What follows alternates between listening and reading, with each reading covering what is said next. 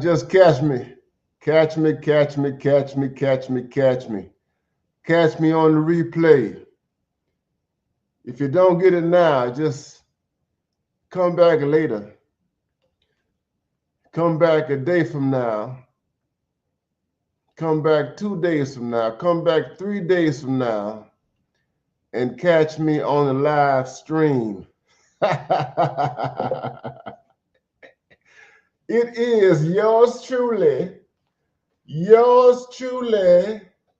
BMI 3000 Reloaded, also known as the Mad Professor. What's going on? What's going on? What's going on? What's going on? What's going on, my brothers? Welcome to Saturday Night Live. Saturday Night Live, what's going on? Oh my God, I have not talked to you guys in a minute. It's been a minute. I've been traveling, brothers. I've been traveling, my friends. I've been traveling. I've been all around the world. All around the world. What's going on? What's happening? What's happening? What's happening? What's happening? I see you. I see you. I see you. I see you, Jamal, all around the world. I see you, my brother. Yeah. Yeah. Yeah. We're doing a doggone thing. We're doing a doggone thing.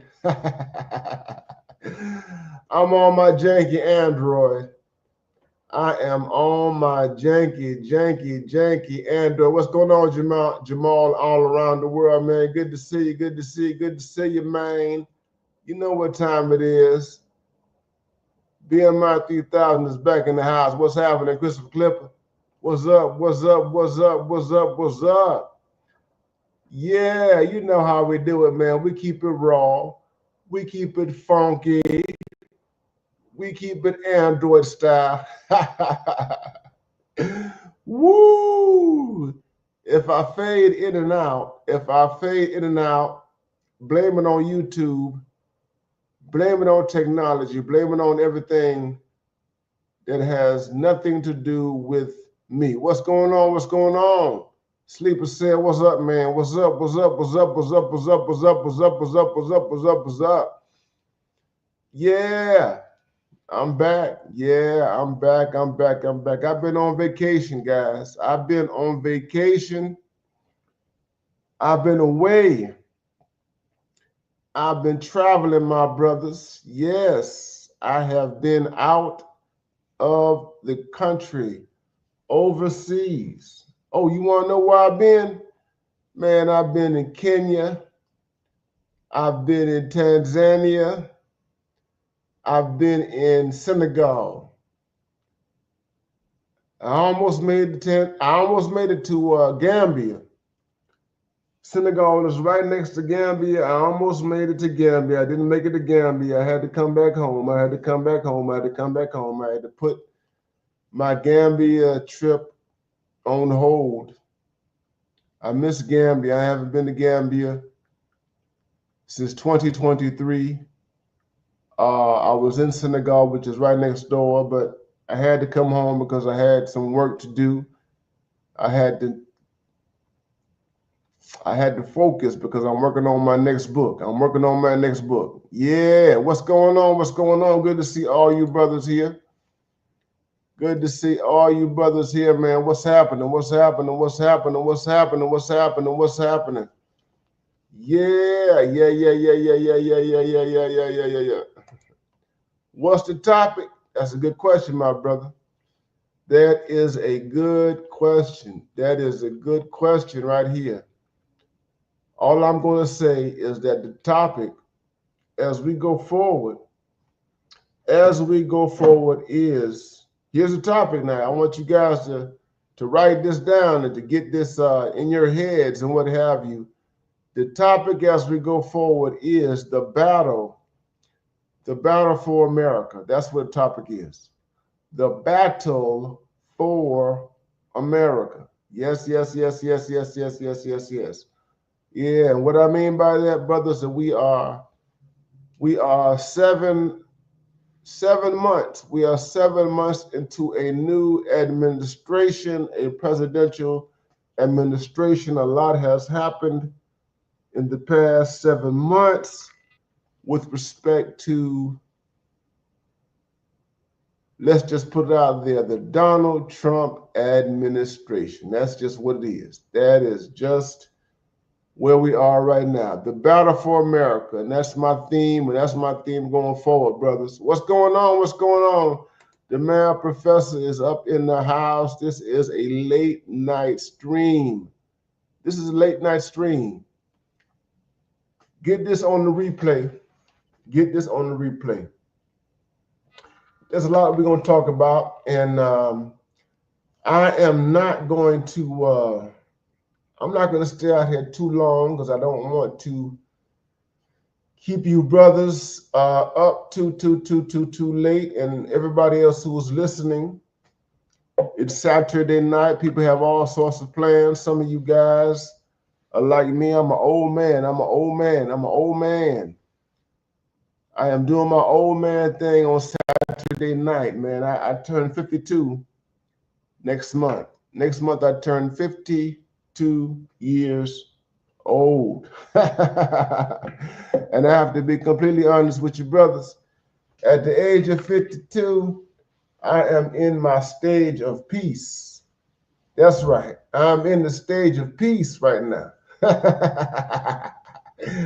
What does that mean, man? I'm not chasing a bunch of 304s. Yeah, I'm not out. I ain't running around here in no clubs, no restaurants, no bars, no anything. I'm not out here, man. No. Not in America now. Not in America. No. AB, my man AB is in the house. Salute to you, my brother. My man AB Media 83 is in the house. Salute. Y'all know what time it is, man. Yeah. I got a little bubbly right here. Y'all know what time it is. Ha. Yeah. And I'm gonna tell you something, man. I spent almost 2 months outside of the U.S. At the end of May, I made my my 4th trip to Kenya at the end of May, and I went to Nairobi for the 4th time. I went to Kenya to the 4th time. Nairobi is the capital city. Nairobi is the city that is off the chain right now. And I'm gonna tell you something, my brothers. I want you guys who are listening to me right now. I want you to listen to me right now. That Nairobi, Kenya, is a land for Black American men. I'm gonna tell you that straight up. Nairobi, Kenya, is a land, is a place for the Black American man. Kenya in general, I'm gonna say this, Kenya in general is for Black American men.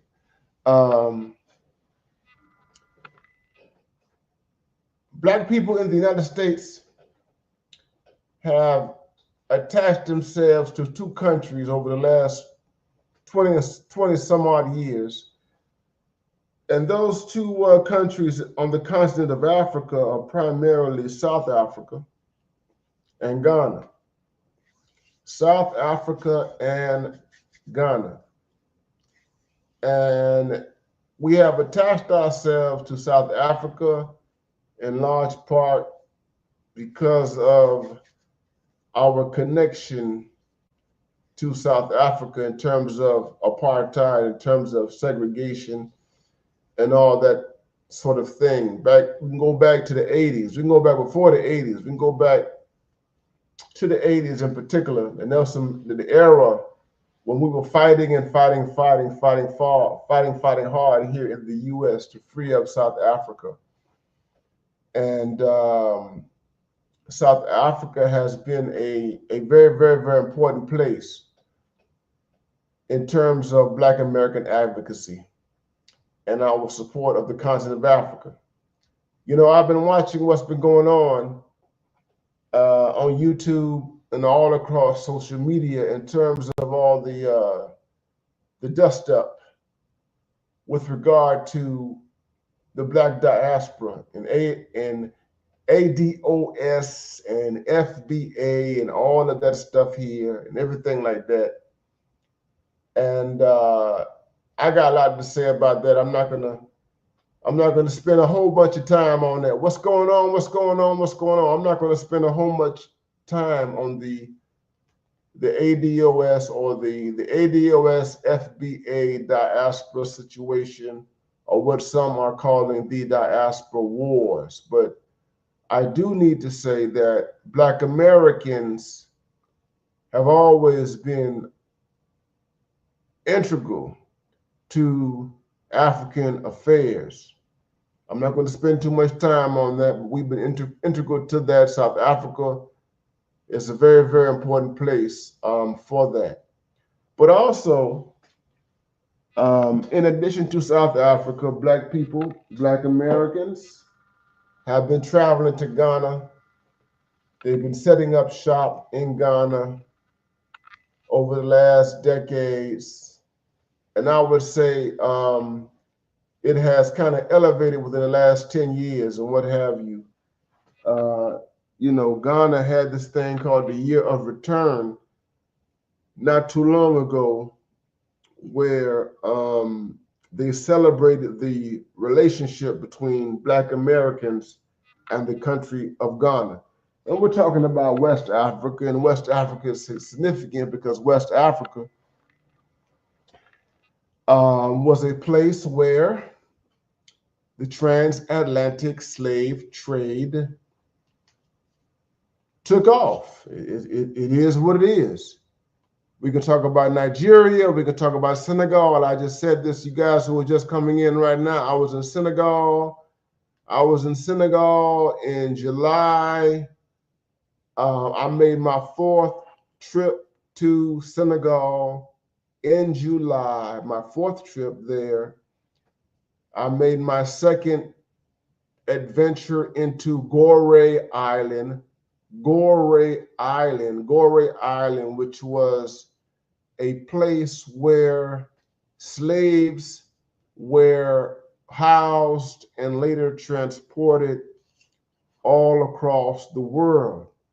They were sent to Brazil, they were sent to North America, they were sent to Cuba, they were sent to all over the space that we call the Caribbean and South America and what have you.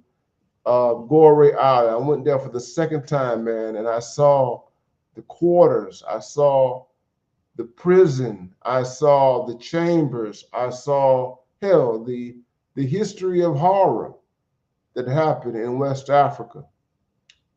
And I did that for the very, very 2nd time in my life. And it was a very impactful experience. I'm not going to go into details all about that, but all I'm going to say, my brothers, is that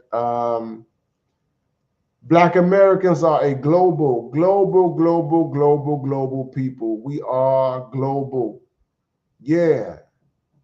And I want to give a shout out to the FBAs. I want to give a shout out to the ADOS people, however you categorize yourself. We know what the point is. The point is that there is an experience here in North America that is unique, that has not been replicated or duplicated in any other part of the world where you find a black population having to deal with a white majority population. That's it. That's it. That's it. But I was in Africa, brothers. I was in Africa. What's up? What's up? My man. Passport OG. Good to see you, my brother. Good to see you. Good to see you. Good to see you. Good to see you. Man, I was in Africa. And let me tell you guys, I've been traveling to Africa consistently for almost 4 years. As a matter of fact, so I made my first journey into Africa back in 2022. I made my first journey there. And I went to Senegal, Dakar in particular, Dakar, Senegal for the very, very, very, very first time.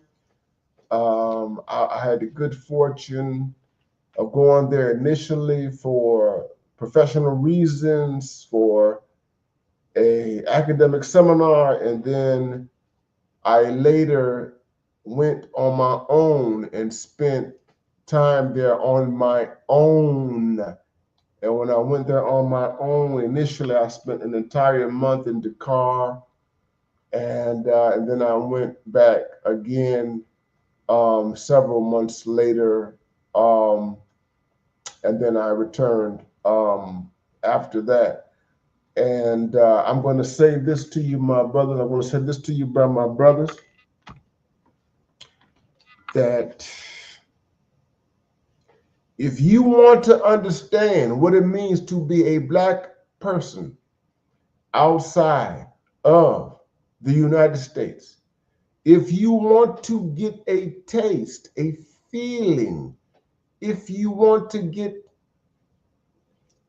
what it means to interact in a country where you have a black majority, that is, where black people run politics, where they run businesses, where they're on the ground, when they run the entire culture, man, all I have to say to you, my brothers, is that you need to go to travel to some African country. For me, personally, I've gone to West Africa and I've gone to East Africa. I've enjoyed both. West Africa, having traveled to Dakar, Senegal, and even St. Louis, which is also in Senegal, and then going to Gambia. The Gambia. I've been to Gambia 2 times. I tried to make my way to Gambia this time around, but I had to come back home. I had to cut my trip short, and hopefully I'll be able to go back to Gambia in the near future and what have you. But there's West Africa, and Senegal does not exhaust all of West Africa, my brothers. West Africa. And then you have East Africa. East Africa. What's going on? What's going on, Brandon Penn, man? Good to see you, my brother. Good to see you. Good to see you. Good to see you. Good to see you. Good to see you. Good to see you. So there's West Africa, and then there's East Africa. I went to East Africa. And let me tell you something, my brothers. Let me tell you something. I went to East Africa for the very first time in the summer of 2023. I went to Nairobi, Kenya. Nairobi, Kenya, the summer of 2023. And let me tell you something. You see that? You see the picture in the thumbnail? The picture in the thumbnail comes from Nairobi, Kenya. And I'm going to tell you this, brothers, that Nairobi, Kenya blew me away. It blew me away. And I'm going to tell you something. Nairobi, Kenya blew me away so much. It captured me to such an extent that I made it my mission to travel to Kenya 4 times. the country of Kenya, beginning with Nairobi, but the entire country of Kenya. I've been to Kenya 4 times.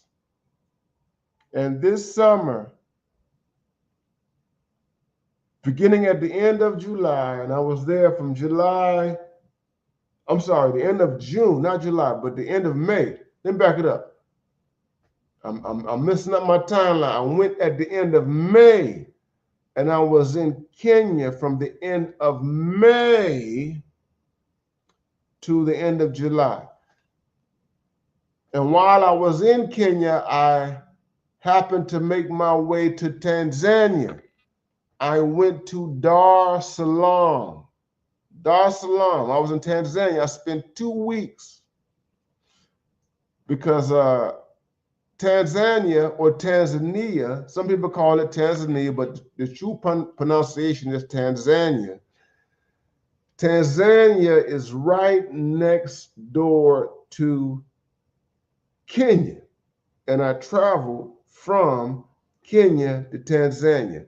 But my key city in Kenya is Nairobi.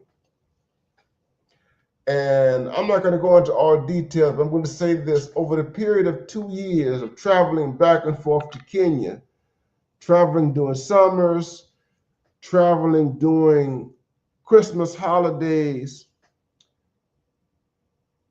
I have had the fortune, the good pleasure to see Kenya, to go to cities within Kenya. I've experienced Kisumu. Kisumu is in Kenya. Mombasa is in Kenya. Eldoret is in Kenya. Major cities. People talk about Nairobi, and Nairobi is a major place. It's very important. But if you travel to Kenya, I'm going to say this to you, brothers. If you travel to Kenya, do everything that you can possibly to see the various cities within Kenya, not just Nairobi. Nairobi is not the only place that you can go to and experience life in Kenya. In fact, if you really want to get the fullness of Kenya as a country, you have to go outside of Nairobi. And that's what I've done. In my most recent trip, I went to Eldoret. Eldoret is the place where all of the runners are birthed and trained. Eldoret, Kenya, that's where all the Olympians come from. Eldoret is known as the City of Champions in Kenya. That's Eldoret. That's where I was in my most recent trip.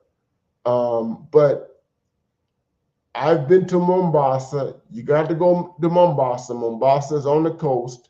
Mombasa is by the water. Mombasa is right on the Indian Ocean. Mombasa is a major place to go. It's a trap. It's a black man trap. It's an international trap. I'm going to put it like this. Mombasa is an international trap, man. Especially if you just want to chill out, if you want to go on the beach and you want to just encounter the world, man, you got to go to Mombasa. Okay? That's what it is, man. Mombasa, what is Mombasa? Mombasa is kind of like the Miami version. It is like the South Beach. What is Mombasa?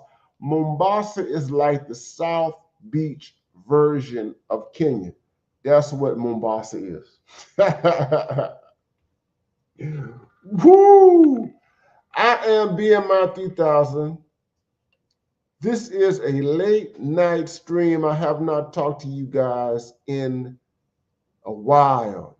And the reason why I have not talked to you guys is because I've been away, I've been traveling, I've been doing things. And let me tell you something, brothers. I have to share this with you.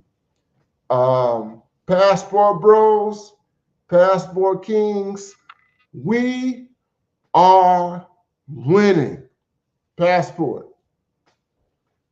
You black men who have your passports, you black men who are exercising your passports, you black men who are leaving the United States of America, and you're traveling. I don't care where you travel to. You can travel to Vietnam, you can travel to Thailand, you can travel to Brazil, Rio de Janeiro, Salvador, Bahia, you can go to Sao Paulo, you can go to Colombia, you can go to Bogota, you can go to Medellin, you can go to the Dominican Republic, you can go Puerto Plata. It doesn't matter where you go. It doesn't matter where you go. All that matters is that you leave the United States and understand and learn that there is a different dynamic when it comes to how human beings operate on the planet. And that is the significance, that is the gist of what it means to travel. Christopher Clipper, yes, I've gone to Cheek Aunt Diop University. Yes, Christopher, I've been there twice. As a matter of fact, in my last trip to Dakar, I was in a hotel. I was in a hotel that was less than 5 minutes away from Cheek Aunt Diop University. I've been there. I've seen the university.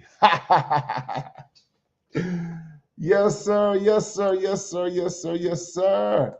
My man, Dr. Thunder, is in the house. What's going on, Doc? Good to see you, man. Good to see you. Good to see you. Good to see you, man. Peace and blessings to my Orthodox brother, my brother who keeps it live, my brother who pushes hard to maintain the integrity of the black family dynamic, the nuclear family in particular, man and woman and children. Shout out to you, my brother, Dr. Thunder. Good to see you. Good to see you. Good to see you, man. Glad that you are here. Glad that you are here. Glad that you are here, man. Yeah. So yeah, man, this is Saturday Night Live, man. And I'm here tonight, guys, to talk about the battle for America. I've done my passport bro thing and everything. I've been watching YouTube and I've been looking at it very, very, very, very closely. I want you all to know this clearly. You all already, some of you all who have followed me closely know where I stood in terms of the 2024 election. Y'all know where I stood. I have told you I'm not ashamed of this. I have no regrets. I have no apology whatsoever. I'm saying this just for the sake of saying this, not to speak to any particular interest, but I voted against the Democratic Party. That's what I did.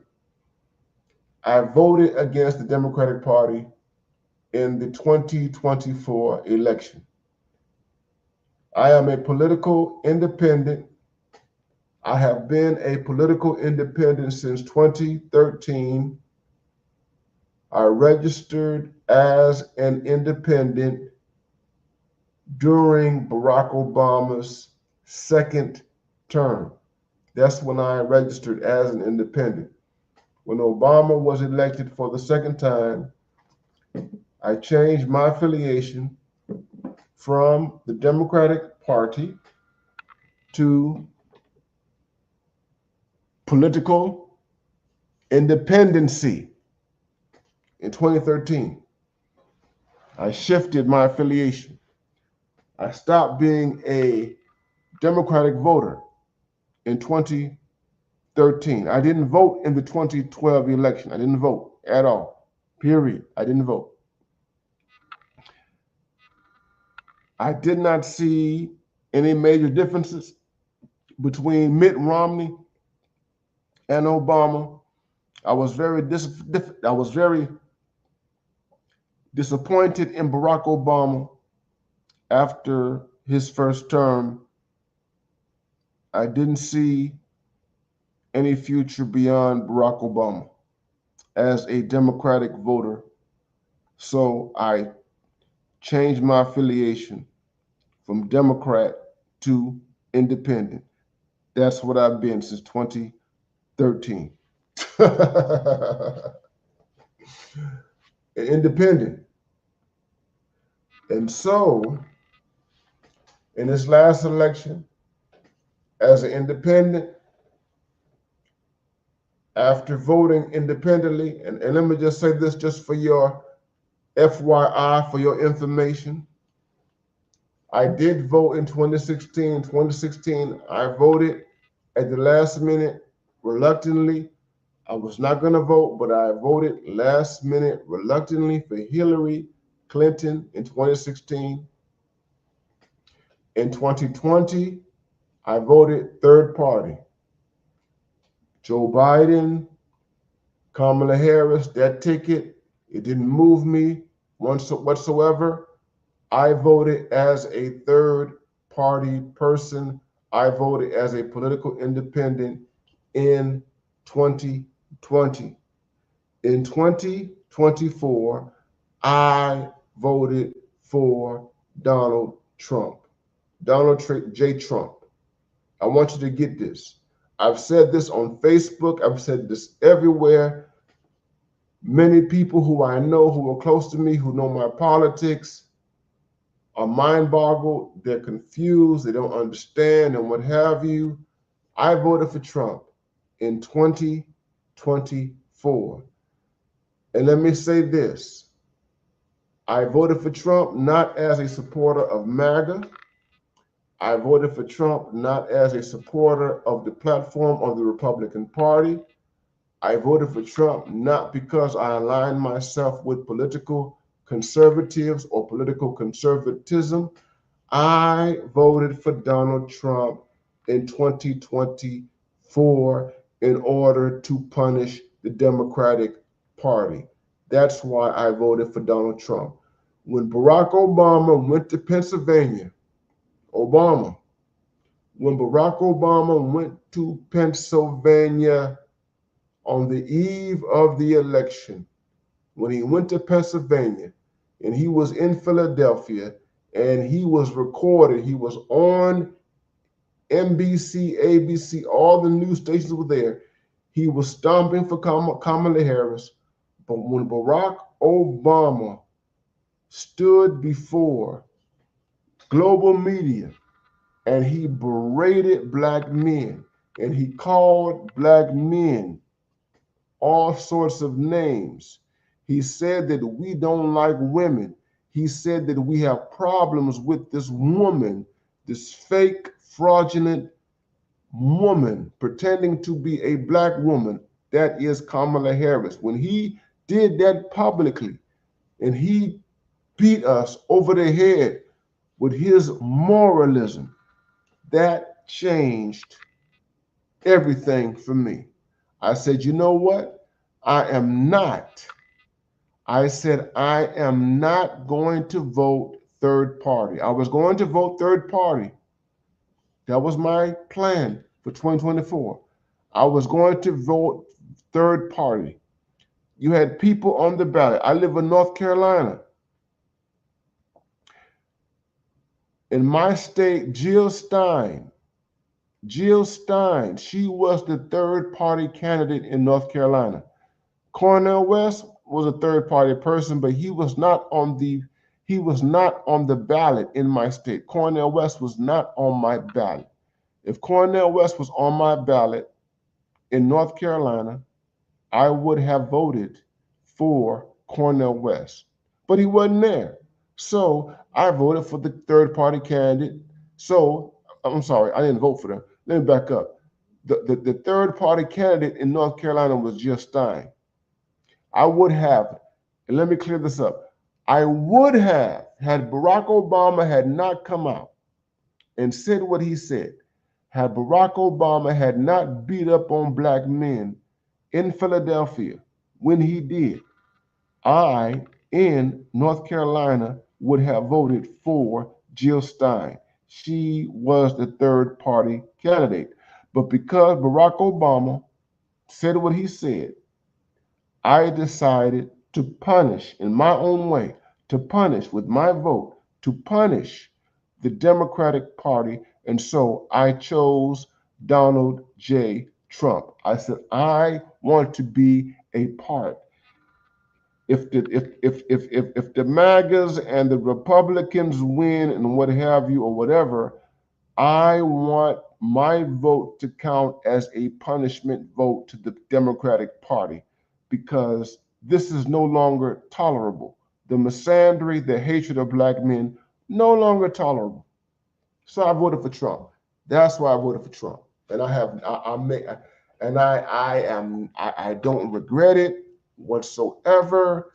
If I had to do it again, I'd do it over and over and over and over and over and over again. Yes, I voted for Donald Trump in the 2024 election. It was my protest vote. That's what I did.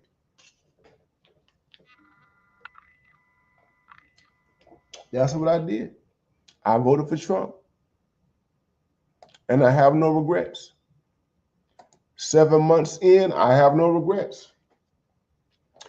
And I'm going to tell you why I have no regrets. I have no regrets because the Democratic Party has been summarily punished. The Democratic Party has collapsed. The Democratic Party right now, 7 months into this Trump administration, it is done. It is dead. The Democratic Party. I am happy about my vote. I'm happy.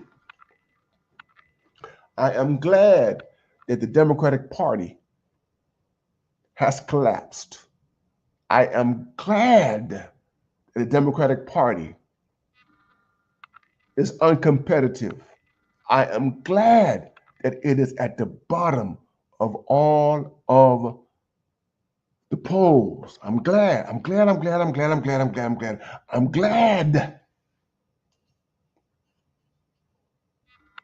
not crying about, thank you, Salty Balls. I'm not crying about DEI. So many of my colleagues are crying about DEI. I'm not crying about DEI. DEI never benefited the Black American man. DEI, y'all know DEI. DEI never. Let me get in here. DEI never benefited the Black American man. Never.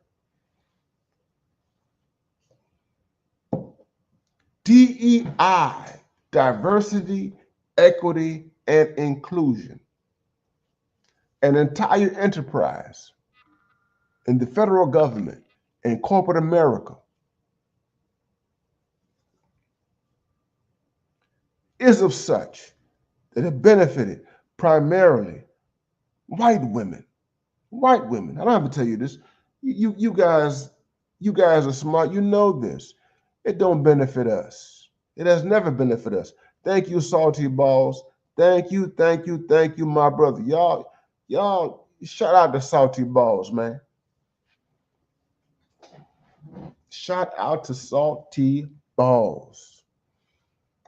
DEI did not benefit us. It doesn't benefit us.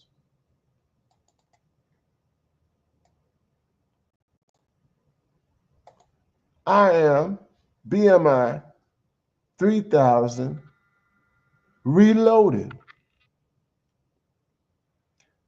DEI is a white woman's enterprise. It is primarily a liberal white woman's enterprise. It has absolutely nothing to do with Black men, Black American men in particular. It benefits, and it has benefited them, and it has benefited their proxies. And who are their proxies? Their proxies are Black American women, so-called women of color, and the That's who benefits from DEI. They are the beneficiaries of DEI, diversity, equity, and inclusion. We have not lost anything as a Black American man population.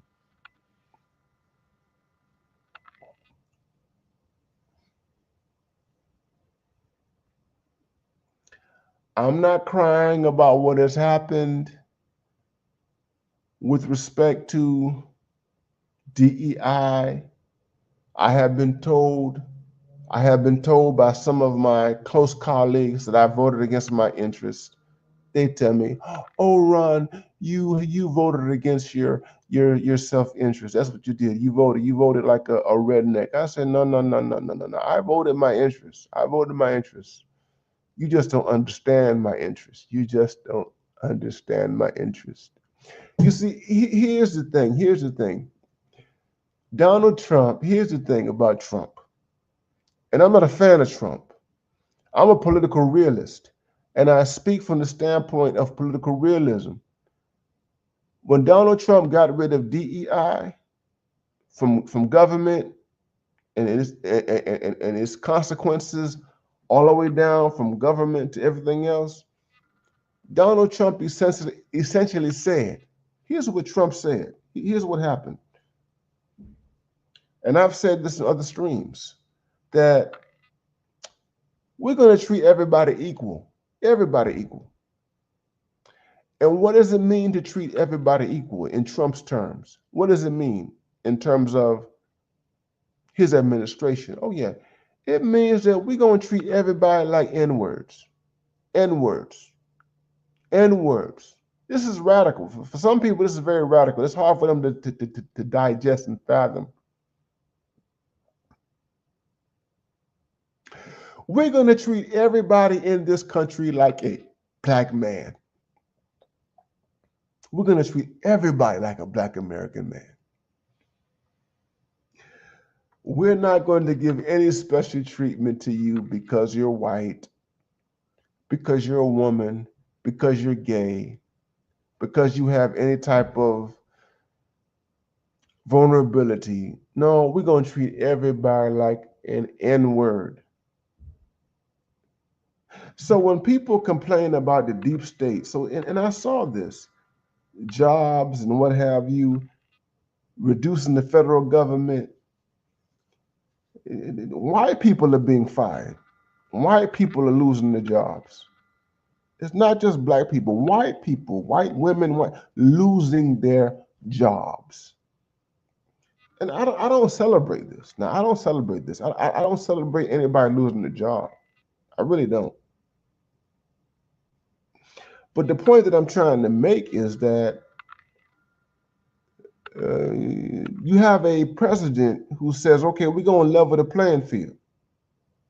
Now, it ain't perfect, and there's some problems there. Now, I'm not going to lie, because, Trump is a billionaire, and, the billionaire is not being hit the same way as everybody else. I'm going to say this honestly now. The billionaires and the millionaires, the upper middle class, 1%, they're not being hit like everybody else. But what I want to emphasize is that everybody is experiencing equality. They're being treated like an N-word. We're talking about the N-wordization. I don't want to say it on YouTube because, YouTube might shut my stuff down. But the point is that we're talking about the N-wordization of America. The N-wordization of America. That's where we are right now. That's why the liberals are mad, especially the white liberals. They're mad. Y'all ain't special. You're not special anymore. It is what it is. Everybody is catching hell. Everybody is catching hell right now. And I want to tell you, that's the trade-off. That's the trade-off that I made with voting. That's the trade-off. The trade-off that I made was that, okay, I'm going to punish these liberals. I'm going to punish the Democratic Party with my vote. That's what I'm going to do. I'm going to punish the Democratic with my vote. And one of the consequences of doing that is that everybody gets treated like an N-word. That's it. Nobody gets special treatment, especially within, the middle classes or what have you, and those below them. I said, we're going to flatten this thing out. That's it. You're going to get treated like a black man. That's it. And there are a lot of people who are not used to being treated like a black man.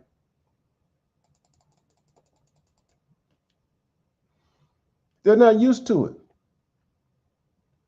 So you all have seen on the internet, you all have seen here on YouTube, all these stories on TikTok and on Instagram. Black women have lost all these jobs, 300,000 jobs and what have you.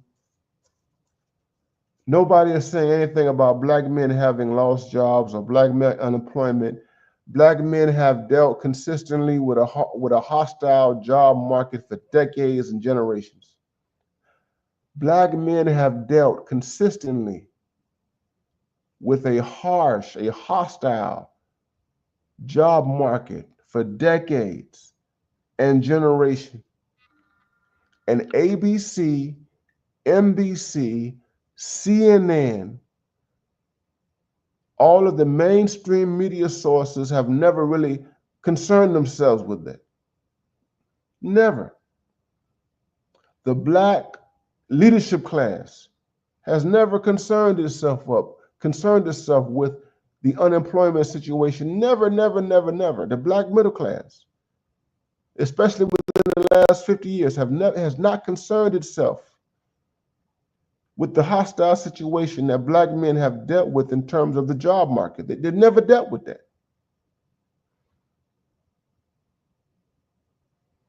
So here you are right now, these people right now crying about 300,000 jobs being lost. Black women. And black women are 7% of the population. They're over at least 21 million in terms of their census numbers. So you've got 300,000 people losing their jobs out of a population of over 21 million. And it's like, oh my God, the roof is falling and everything has collapsed.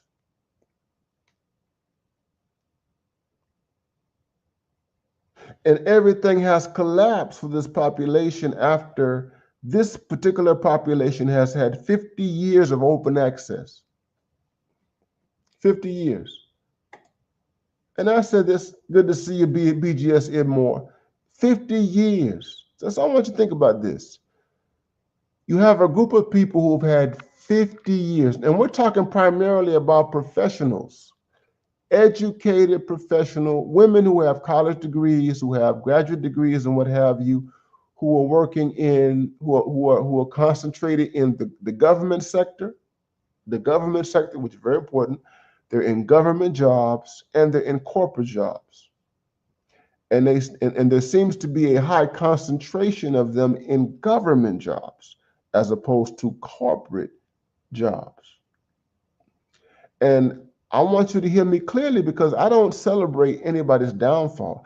I don't celebrate people losing their jobs.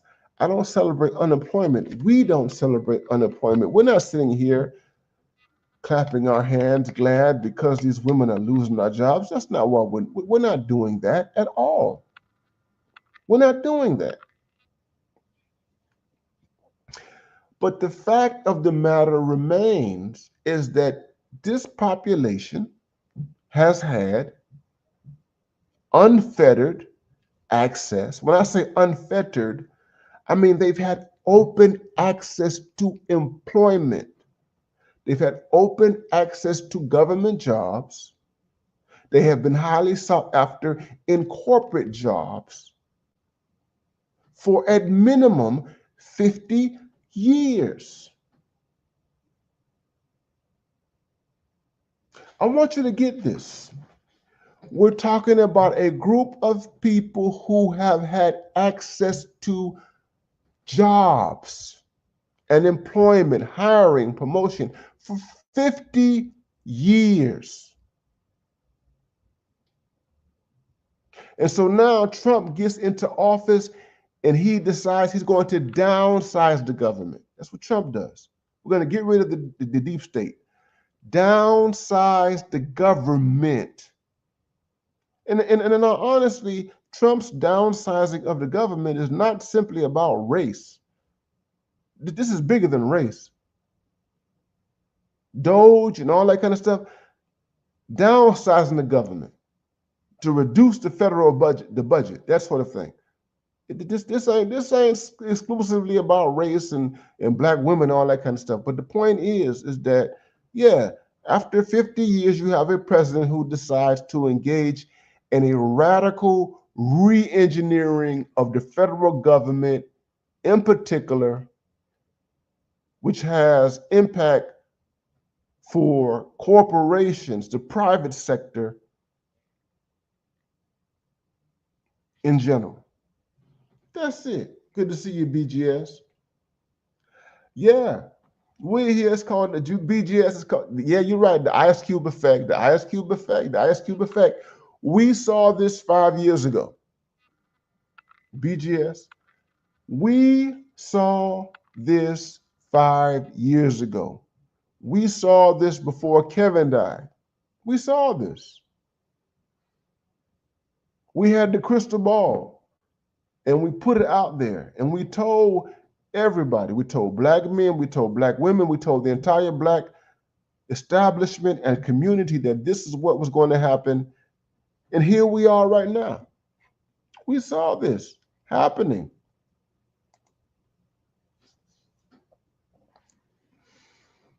And I'm not losing any sleep over this. Here's the thing. I'm not losing any sleep over this. I knew that this was going to occur. I knew that.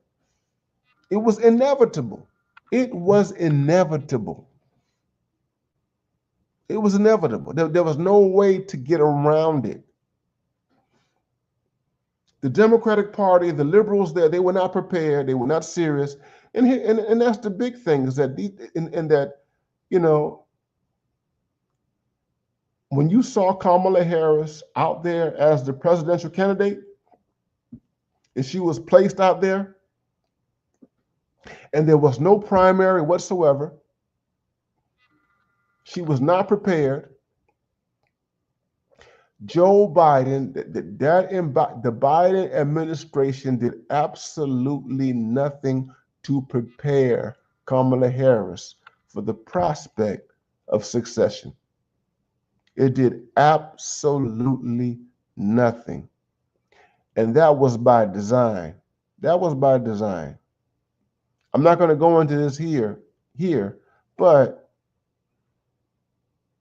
looking back now in retrospect, Biden himself, he was not completely sure about Kamala Harris. She was simply a tool to keep a certain segment of the Democratic coalition happy. That's what it was.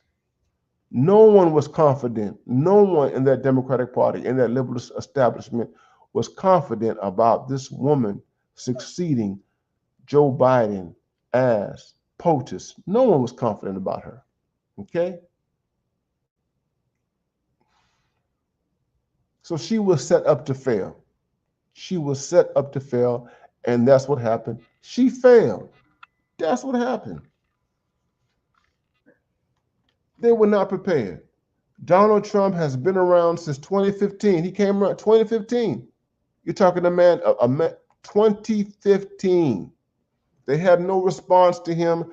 They were not trying to respond to him. They were not serious about responding to him. They had Bernie Sanders, the most potent response to Donald Trump. Thank you, Salty Balls. Thank you for that. DEI, Foreigners, Fruits of Feminism. My God, Salty Balls, you got it. You got it, Salty Balls. You got it. Right there, DEI, Foreigners, Fruits, and Feminists. You got it right there.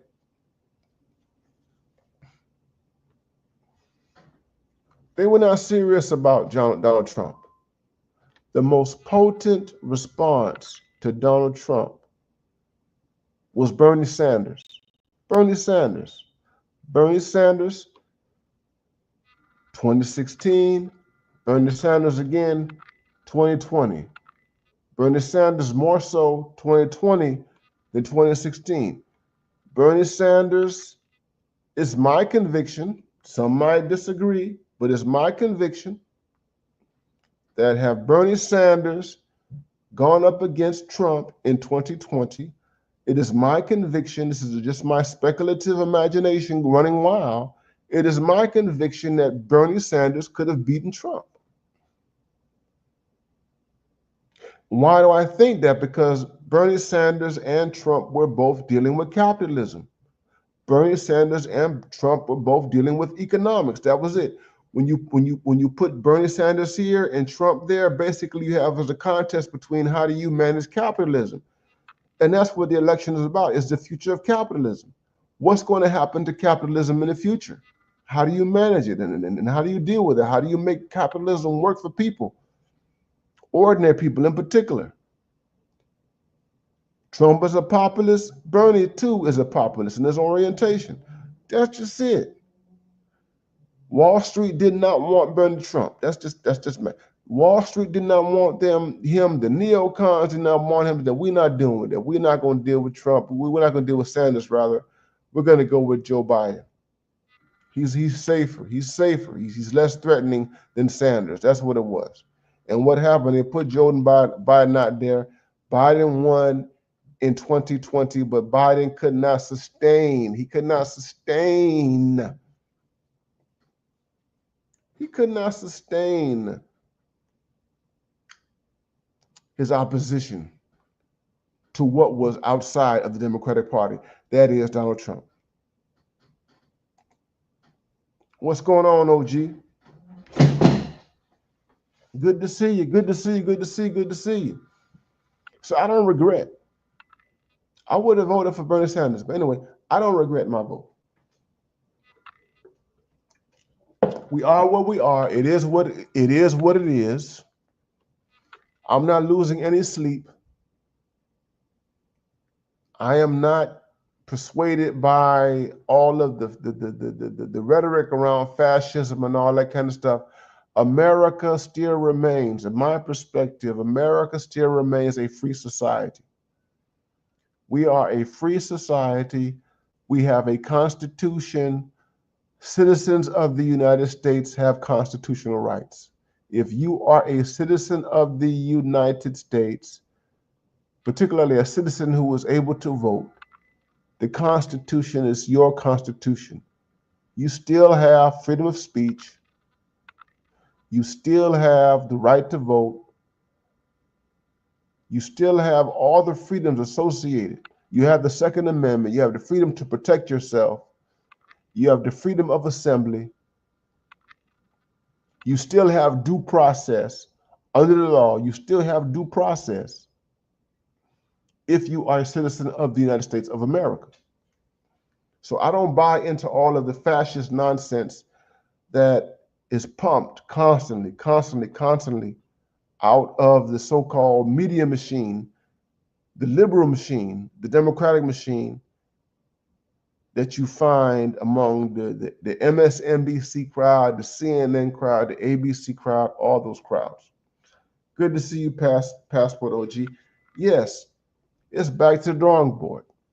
They have to begin all over again. And that's where they are right now, beginning again. They're beginning all over again. And this is a good thing. This is a good thing. It's a good thing. It's like football. And I look at all of this like football. Football. Politics is football. Politics is war. If you lose in war, if you lose in football, you have to look at why you lost. You have to look at what happened. If you lost, if you lose a game, if you lose a season, if you lose a war, you have to look in the mirror. And these people have ran away from the mirror for a very, very long time. After Clinton left office in 2000, they had an opportunity to look at themselves critically because Clinton was succeeded by Bush, George W. Bush, who had 2 terms. They had an opportunity to look at themselves in the mirror critically once Clinton left office in 2000 and was succeeded by George Bush, George W. Bush. And they did not look in the mirror. And when Barack Obama came on the scene much later, Barack Obama was an unexpected. He was someone that no one saw coming. They didn't see him coming. Barack Obama was a gift. Here's the thing. Barack Obama was a gift to the Democratic Party when he came on the scene in 2004 as a U.S. Senator. He was a gift. He was a gift to them. No one saw him coming. Yes, in some respects, he was groomed, he was prepared, or what have you. But Barack Obama was not. Some want to say that he was made, socially engineered, and all that kind of stuff. Yes, to a certain degree, I think that Obama was. But in many respects, I think that Obama was like a wild card. No one saw Obama coming. They didn't see him coming. And that's part of the reason why he became a successful, because no one saw him coming. Okay? And the reality is that if Barack Obama had not emerged in 2004 and had not become the president in 2008, there's no telling where the country would be right now. Okay? No telling, no telling, no telling, no telling, no telling. But I'm talking about the battle for America. This is hour 2 right now. The battle for America, the battle for America, the battle for America. So that's what I'm dealing with right here, the battle for America. Now, thank you, Detroit 313. Y'all get it up, Cash App, $BMI 3000, Cash App, $BMI 3000. If you support this late night stream, if you support everything that we do here in this space, Cash App, $BMI 3000. Now, I have been away for a long time. I've been traveling. I was in Kenya. I was in Tanzania, or some people call it Tanzania. I was in Senegal over the last 2 months. I'm back here, and back here in America. I'm glad to be back. I'm glad to be back in the fight. I'm glad to be back doing this Afro-American thing. Shout out FBAs, ADOS, and all those kind of stuff like that. I'm on American soil. I don't have my American flag, but don't be surprised, brothers, if I go forward and if I come on the stream with American flag. Now, some of you guys might raise your eyebrows to this, but I'm gonna come out here with an American flag. And the reason why I'm gonna come out here with an American flag, my brothers, is because this is our country. This is our country. This is my country. This is your country. If you were born here in the United States of America and you have invested yourself in this country with your life, with your resources, with your sacrifices, this is your country. Detroit 313 says that Black unemployment rate dropped 2.4% and surpassed white women's wages. So Black men made it the top 4% as now under Trump, while Black women loses 500,000 federal. Yeah, that's where we are, my brother. Thank you, Detroit 313. That is where we are. But this is the battle for America. The battle for America right now.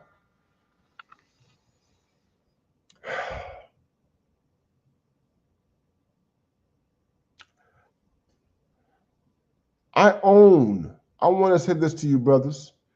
I own this country. I'm a passport brother. I'm a passport king. Shout out to all the passport kings. I support passport activity. I want you brothers to travel, and I want you brothers to see the world and all that kind of stuff. I want you to do that. But you can do that while at the same time affirming the stake that you have in the United States. The United States, with all of its flaws, with all of its shortcomings, right now, still remains the leader of the pack. It still remains. The United States is a declining empire. All empires decline and what have you, but it still remains the top dog.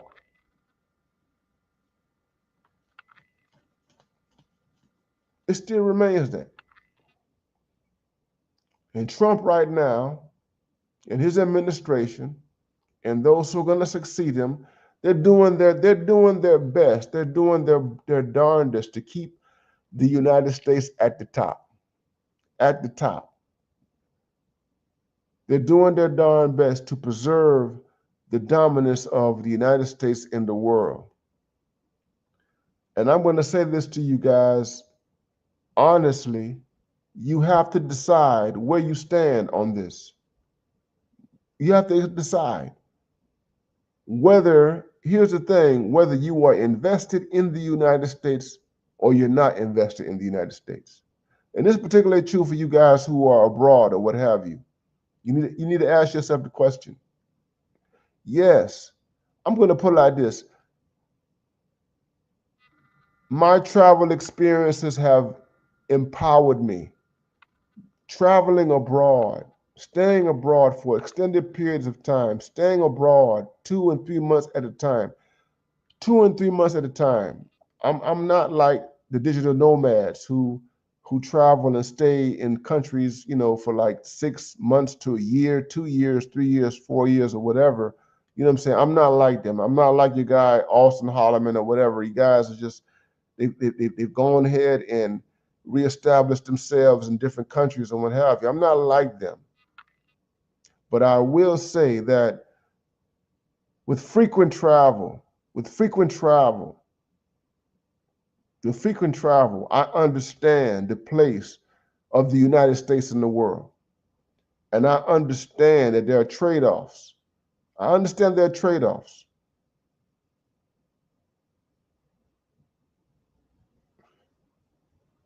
I like Kenya.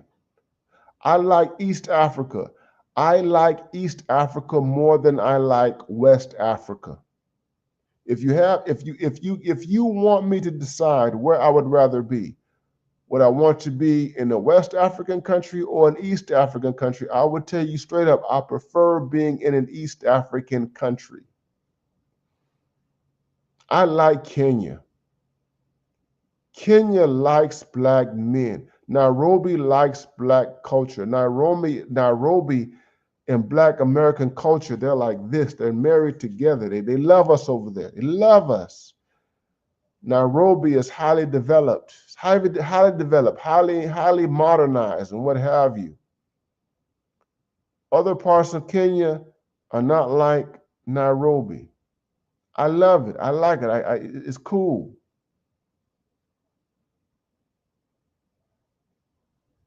But if you're going to be someone who relocates there or to anywhere else like that, you have to have a long-range plan. You need to have a 10-year plan, 15-year plan, a 20-year plan. And you have to have a long-range plan because the way things work there are not synonymous or quite the same as the way things work here. If you want to be in business, if you want to make money and that sort of thing, it's very different. Now, if you want to go there, if you have a retirement, you have pension and what have you, and you're done working and all that kind of stuff, it's wonderful. It's a paradise. But if you want to make money, there's work that's involved there in terms of connections and culture and all that sort of thing. There's a lot of stuff that you have to navigate.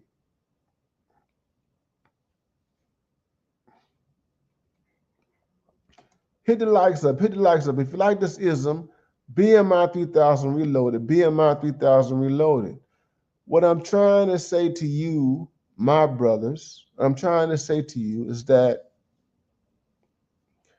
America, with all its flaws, is still a country that we have invested in. And you don't want to give it up. I'm not giving up my citizenship. I'll put it like this. I'm not giving up my American citizenship. I'm not giving up. If I go to another country, I'm not giving up my economic ties. I'm not giving up my economic investments just to move outside of the United States. I'm not doing that.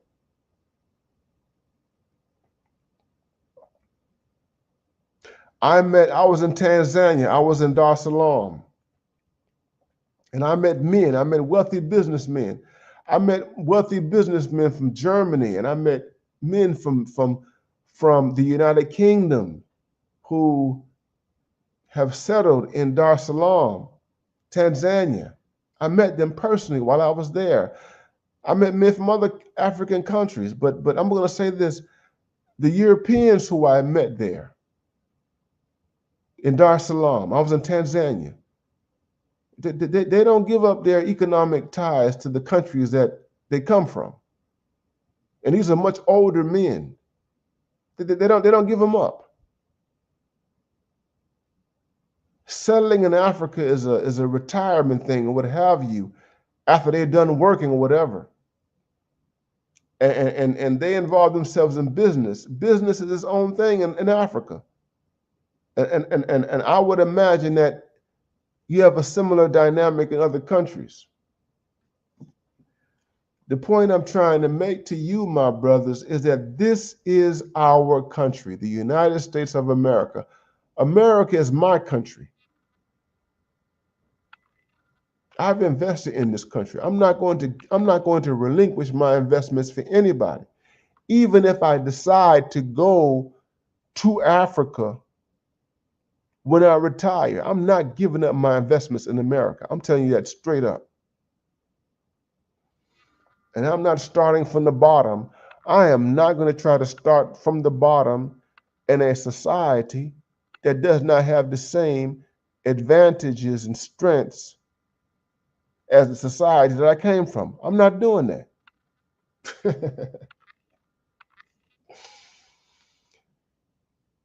So we have a battle.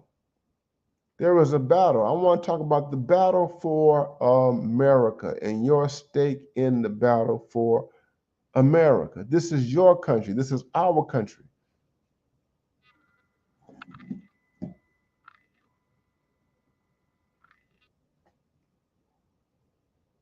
I don't have a problem. I don't have a problem with the idea of American first. I don't have a problem with it. Thank you, TIQS. The good doctor is in the building. Good morning, sir. Salute. Support Black Male Media, man. Thank you, my brother. Thank you for all your support, my brother. Thank you. I appreciate you, man. Passport Bros in the house. Thank you, thank you, thank you, thank you, thank you.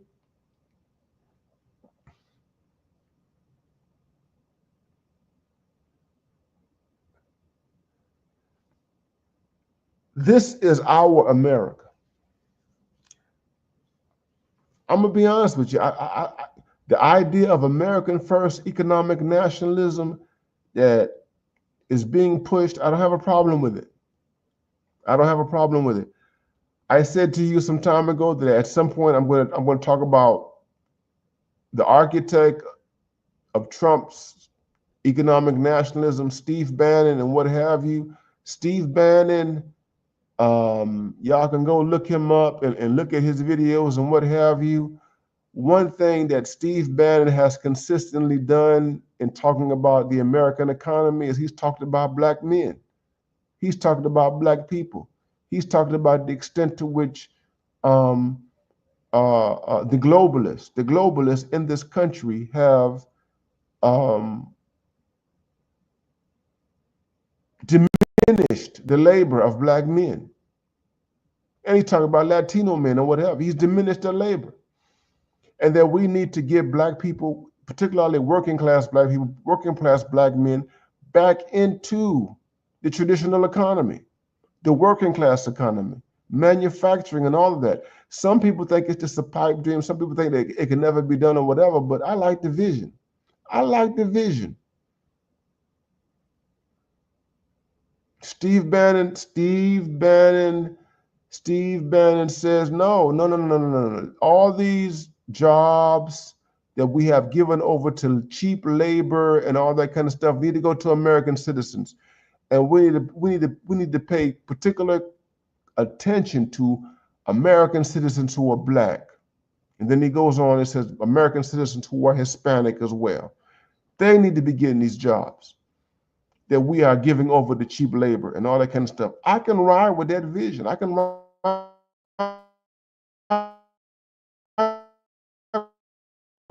with that. Who's coming out of high school, coming out of college, who doesn't have to go to college, that an 18-year-old black male coming out of high school should be able to with a decent wage. He should be able to go into those industries, go into the service industry, go into the farming industry, go into the so-called jobs that people say that nobody else wants. Jasmine Crockett says that we don't want to work in farming, and she's a liar. Jasmine Crockett says that we don't want to do the back-breaking jobs. She's a liar. You got to start somewhere. You got to start somewhere. I'm in the state of North Carolina. I'm in North Carolina. And some of you all have seen the video of Carla Cunningham. Some of you all have seen that video. Carla Cunningham. Carla Cunningham, she is a representative in the legislature here in my state. She's a Democrat. And as a Democrat in my state, representing a district that is predominantly black, she voted against her party's interest in support of a veto, a Republican veto against the governor here. His name is Josh Stein, vetoing a bill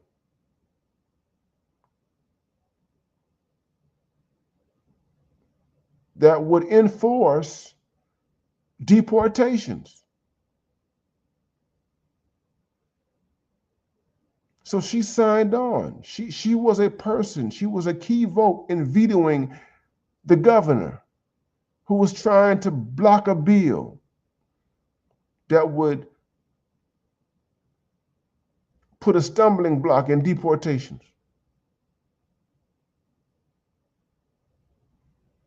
And she called herself an American descendant of slave, ADOS. This woman, black woman. Because this is where we are right now. This is the battle for America. That this is our country. I'm not anti-immigrant in any way. And I wanted to be known. I wanted to be known. If you come to this country and you're from another country, you have to pay by the rules like anybody else. You got to pay your dues just like anybody else. We have people who are immigrants here who are full-blown citizens. We have people in this country who are immigrants who have green cards. We have people who are immigrants who are here who have the necessary paperwork to be here. I got no problem with them. None whatsoever.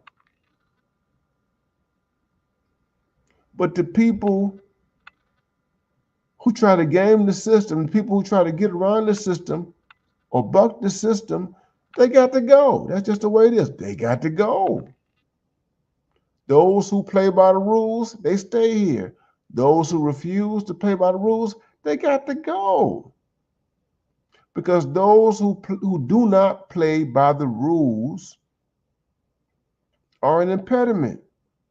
And they are an impediment to American workers. They are impediments to the Black American worker, the Black American man worker in particular. Impediments. This is the battle.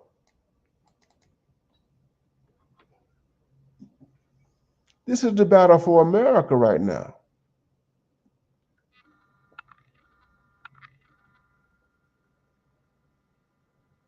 And this is the time for the black male, the black man. This is one of the most important moments in our history because things have shifted. Things have shifted, particularly for black men who are at the lower rungs, the working class black man in particular. The working class, things have shifted. Because we need more manufacturing jobs. We need the men who are not going to go into higher education. I mean, it's just the way it is. We're not discouraging men who are, from higher education or what have you, but we need the men. We need the labor. We need the carpenters. We need the plumbers. We need the electricians. We need all of these people. We need the welders. We need all these people.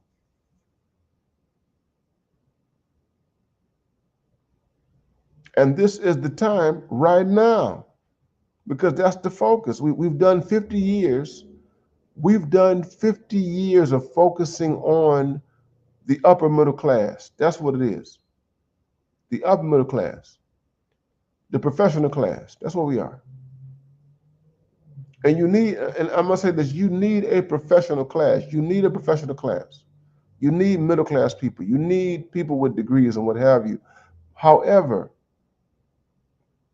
an economy cannot run based exclusively on a managerial class. You need more than just a managerial class. You need more than just bureaucrats in order to have a flourishing society.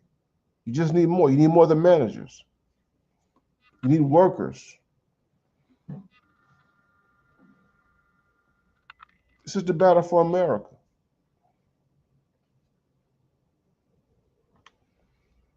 I came back from Africa with all this stuff on my mind. I came back from Africa.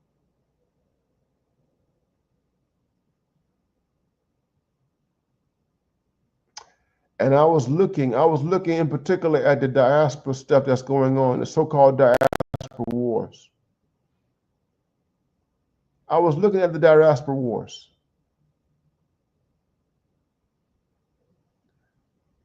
And I'm looking at Tariq Nasheed, and I'm looking at Phil Scott, and I'm looking at all these other people, Professional Black Truth, and I'm looking at everybody else who's been out there talking about this stuff.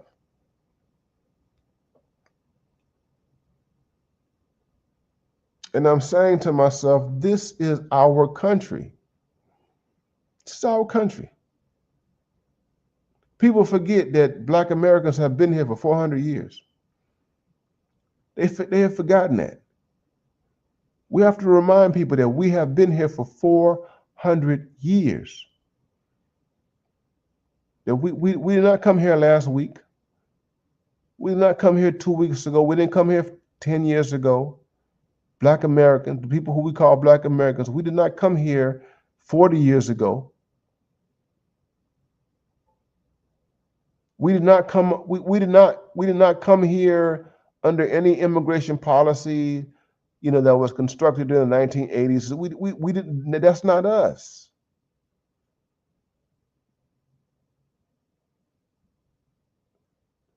The Black American population has been here for 400 plus years. And the world needs to understand that. Americans need to understand that. Black people need to understand it. Everybody needs to understand that.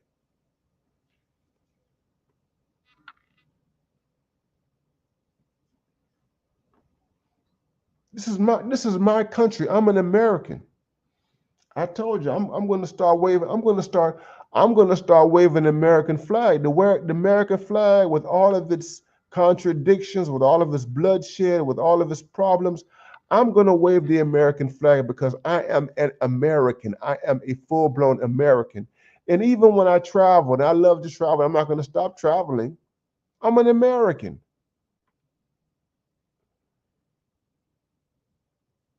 This is for you passport kings. Yes, you're an American. When you passport kings, you're able to benefit and do a lot of things in other countries because you're an American. You are an American. And they know that you're an American. When you go to Brazil, they know that you're an American. When you go to Colombia, they know that you're an American. When you go to Thailand, they know that you're American.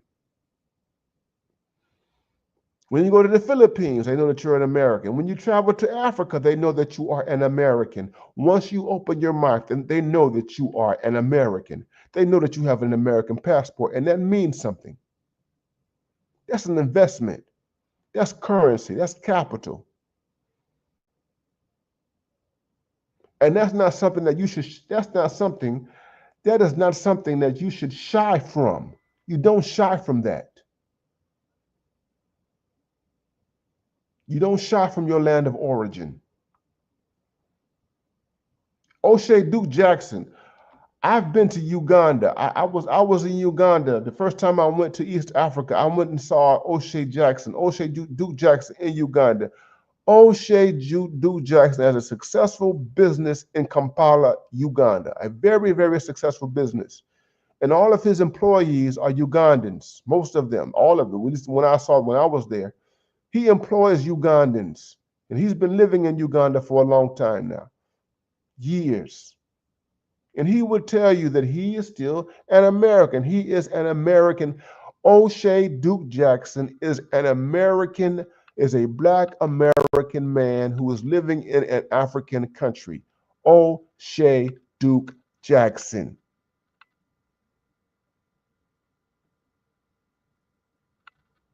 And O'Shea has not forgotten the fact that he is a Black American in an African country.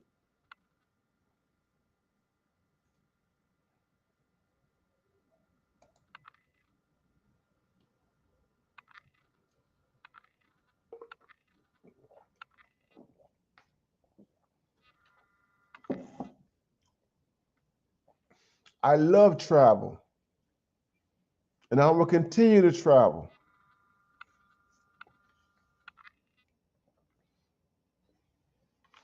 But I'm not giving up my investment in America. Salty Balls, thank you for that. He said, my grandfather, Tuskegee Airman, used to say red, white, blue stood for blood, sugar cane, cotton, rice, and tobacco, and indigo. Look at that. That's it. He's a Tuskegee Airman.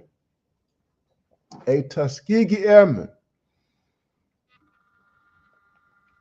It's BMI 3000 reloaded. BMI 3000 reloaded. Cash App $ BMI 3000.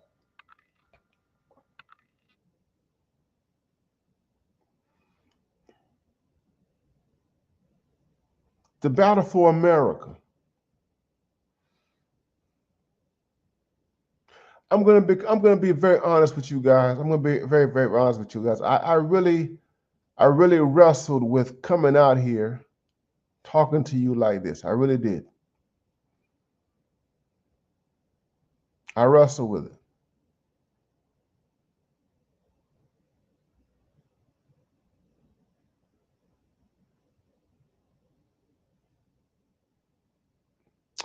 And the reason why I really wrestle with it, brothers, is because I know what this country has done to us as Black men. I know what it has done to us as Black men. I know the pain it has inflicted upon us as Black men. I know that. And the pain is so deep that, yes, that many of us want to flee. It's a real thing. Many of us want to flee. That's how deep the pain is.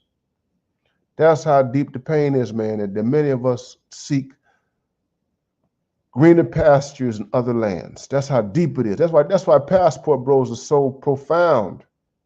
That's why passport bros is such a seductive possibility, because many of us, we just want to escape. We want to escape. I've wanted to escape, just to not deal with this anymore. I'm going to be completely honest with you guys.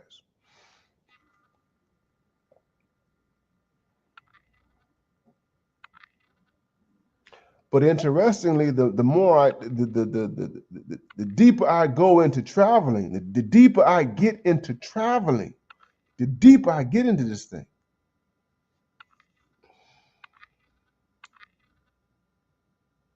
the greater my consciousness is, or becomes rather, in terms of where I came from, the greater my consciousness.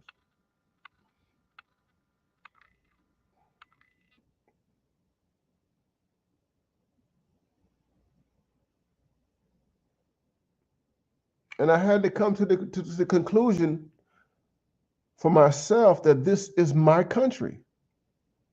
This is my country. And I just can't give up my country. I'm 52 years old. I'm going on 52 years old. I just cannot walk away from what I've given my life to.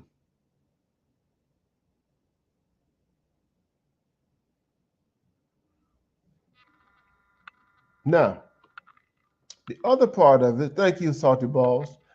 The other part of it is this: outside, beyond the diaspora wars, I want to put the diaspora stuff to the side.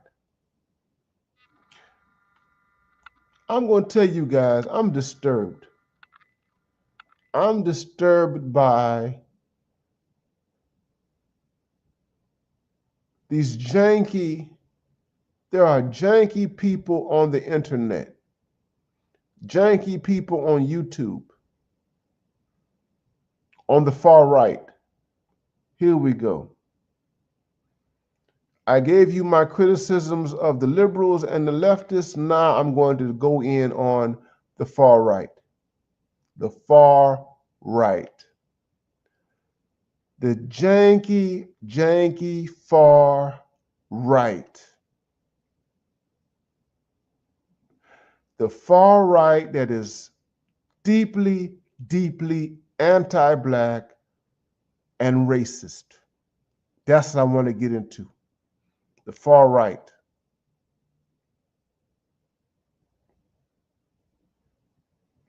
I'm talking about these people who are under the age of 40. There are a lot of people who are on social media. They're on TikTok, they're on YouTube. They fly on the banner of conservatism or right-wing politics. And they have deeply racist ideas and sentiments about Black Americans and Black Americans and their position in this country. I've been seeing the algorithm. This guy, Nick, I'm going to put out there, Nick Fuentes. Nick Fuentes. The algorithm is pushing this young white guy. This guy who is to the right of he is to the right of the Republican Party. He is to the right of MAGA. He is to the right of Donald Trump. I've been watching the algorithm on YouTube pushing this racist. YouTube is pushing this racist. There's somebody pushing this racist out here. And this is a person who has been discredited in many quarters. He's been discredited by his own political conservative kinfolk. He's been discredited by the liberals and the leftists and what have you. The Anti-Defamation League has him on their list of dangerous bigots. This guy he was demonetized. He doesn't have a YouTube channel, whatever. He's on Rumble. And what I've noticed is that this guy has been in the algorithm due to his recent conflicts with Candace Owens and Tucker Carlson. I've seen this. He's all over the algorithm. He's all over YouTube. People are, he doesn't have a YouTube channel because he was taken off YouTube, but you have people pushing his content and taking him seriously. And I watched this stuff. He's a very entertaining individual. He's not dumb.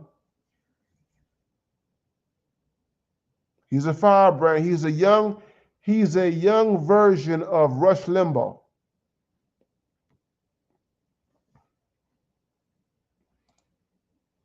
Thank you, Passport.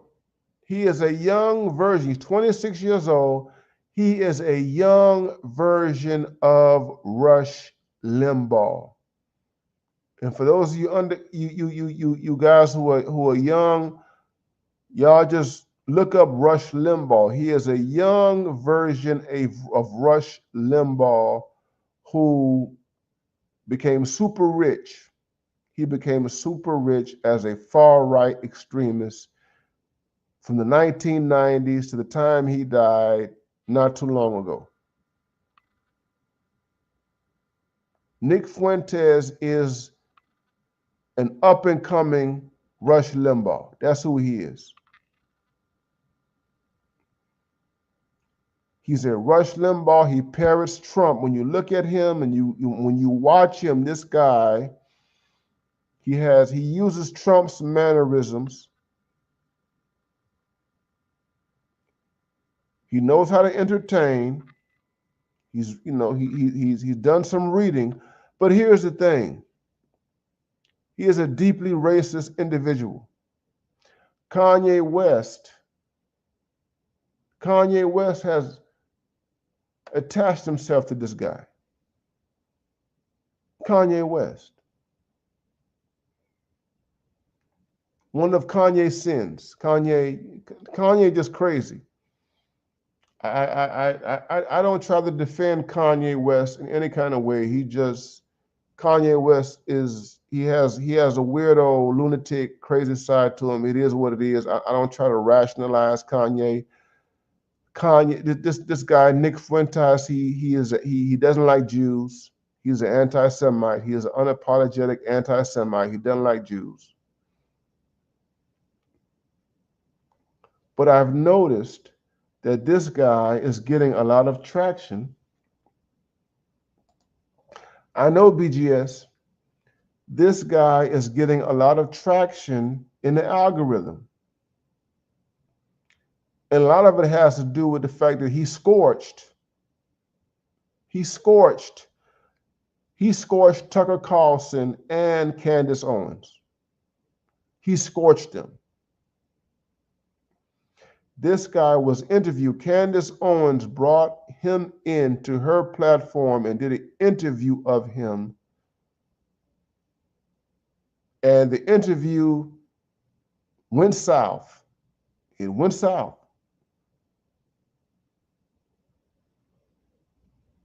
And this guy went to his own platform and he scorched Candace Owens. Candace Owens went on Tucker Carlson's show and had a conversation about him. And Tucker Carlson said some things about this guy that he didn't like. And the same breath that he scorched Candace Owens, he scorched Tucker Carlson.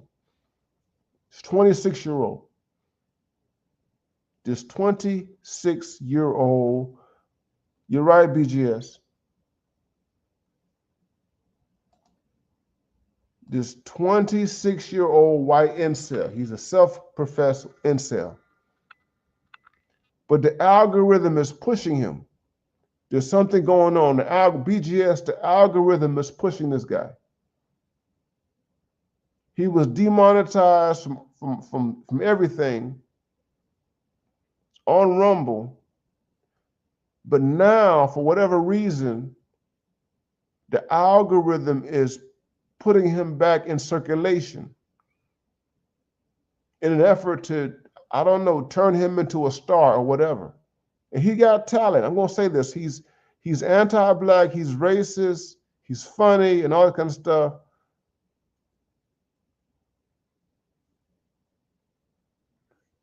But he's being pushed.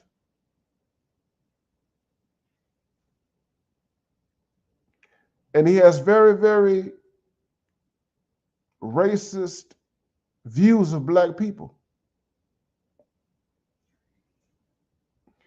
And he is one of these white people who thinks that he is victimized by black people. And you have these white males that are out here. You have these white males who are his age, in his age group. And you have these you have males, these alt-right, far-right males who are under 30. Let me just say this, who are under the age of 40. You have these males who are between the ages of 18 and 40 years old who connect with this stuff. They connect with it or whatever. And they have horrible ideas. And they're ignorant, uninformed. And people like him, they want to blame black people for their problems. So Nick Fuentes is a self-professed incel who lives in his mother's basement, who is not self-sufficient. He can only support himself through stuff on Rumble or whatever.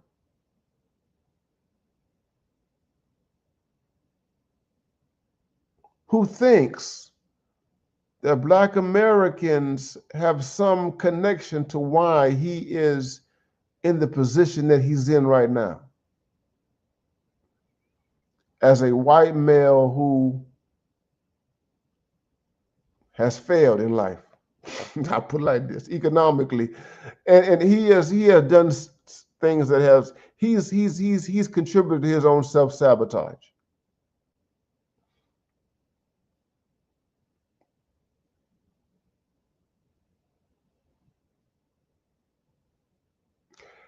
And now we're dealing. Now I mentioned him. I mentioned him because this is the far right problem. This is the far right. This is the far right. I said this over about 2 years ago. I did a stream. You can go back on my channel.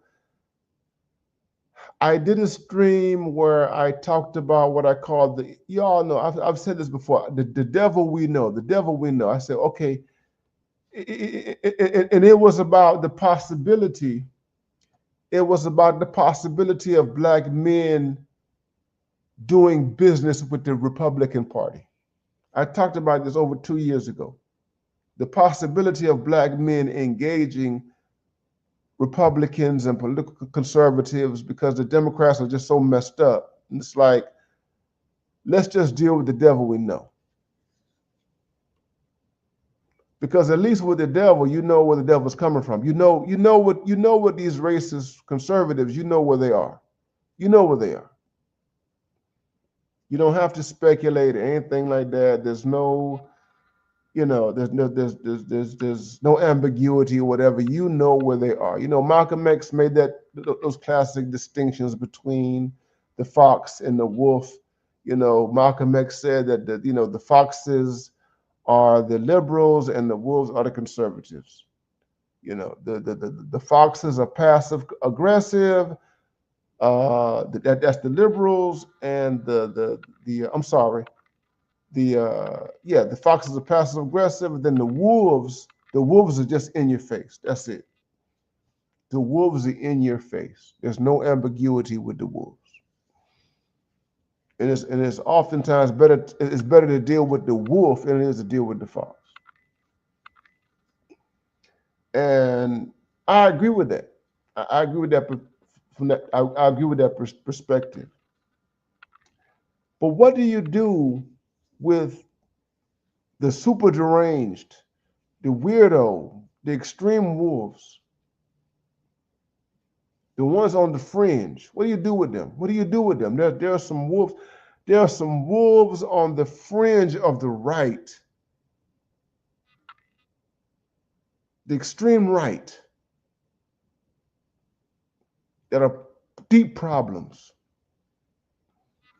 And I said that in order for black men to really do business with Republicans and conservatives, I'll put it like this. In order for me, I'll put it like this, you guys. In order for me, I'm an independent. I'm a political independent. I'm not a Republican. I'm not a Republican. In order for me to change my affiliation and go from being a political independent to a full-blown Republican, this is just me personally. One of the things that the Republican Party is going to have to do is repudiate these extreme people, these white nationalists, these explicit haters. You're going to have to do something. You're going to have to get these people out your party. In order for me to change my registration, my affiliation, in order for me to become a black Republican, you got to get rid of the white nationalists. You got to do something with them. You got to be explicit. You got to be explicit and say, we are not tolerating this crap. Now, the liberals have a hard time with the far left. The far left, and this is why, and this is precisely why Trump won. Trump won. Here's the thing. This is why Trump won. This is part of the reason why I voted for Trump. Is because the liberals and the Democrats, they refuse to stand up to the extremists, particularly the extremists on the cultural left. They refuse to say, you know what, we ain't doing this. Transgenderism and all the the sexual confusion and everything like that. They refuse to stand up against that nonsense. The liberals. That's why Trump won. You can't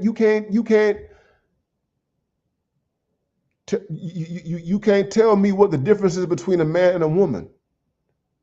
And you are allowing people in your party to dictate by human biology. You allowing deranged people to run your party. That's the Democratic Party. That's why I was like, no. You allowing these deranged extremists in your party, I'm talking about the Democratic Party, to run you.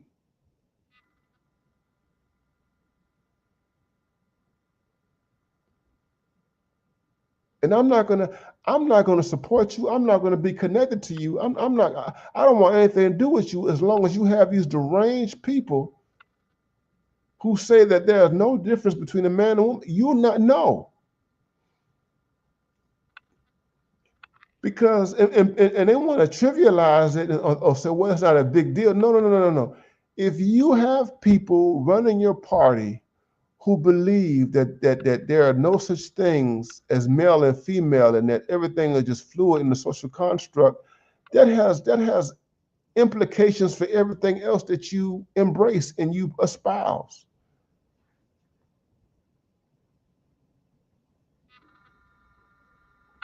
So if I'm not going to do it for the Democratic Party, I'm not going to do it for this Republican Party.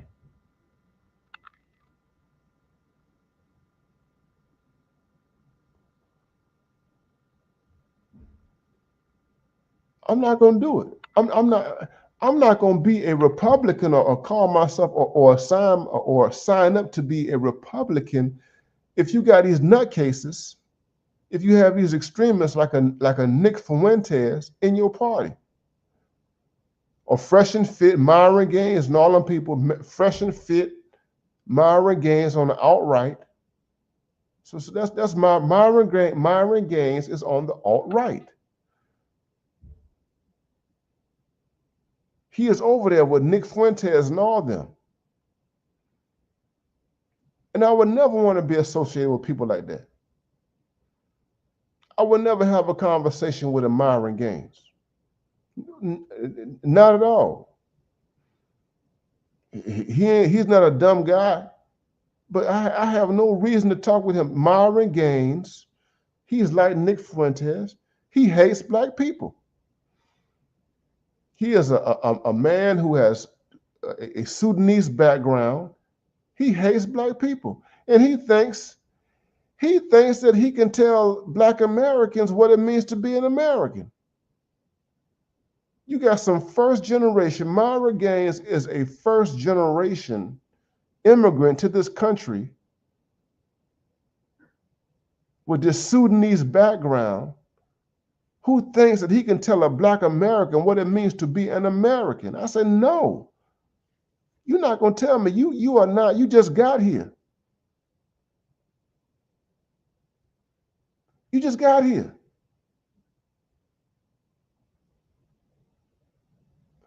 You got here last night.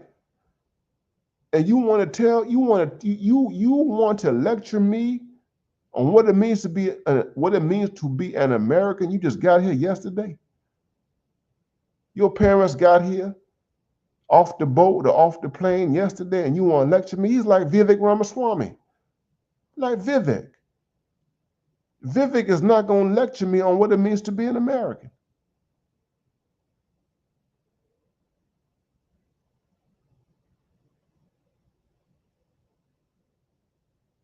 So I'm not going to let the liberals and the leftists lead me astray with their nonsense. And I'm not going to let these extreme far right people lecture me and lead me and tell me what it means to be an American. Or lecture me on the black situation in this country. No, not at all. And the algorithm is pushing this nonsense. The algorithm. And you got some people who are serious. Thank you, Mike Johnson. Thank you for that contribution. You got some people. Being my older brother, thank you, Dr. Neil. Kudos to my brother. Thank you, my brother. Appreciate your support. You got people who take this nonsense seriously. Now, Nick Fuentes, I'm going to say this. He's scorched. Y'all might say this. This guy, he scorched Tucker Carlson and Candace Owens.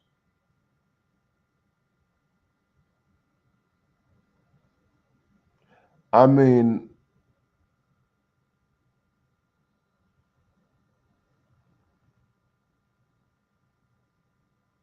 Tucker Carlson and Candace Owens are stars in the conservative universe.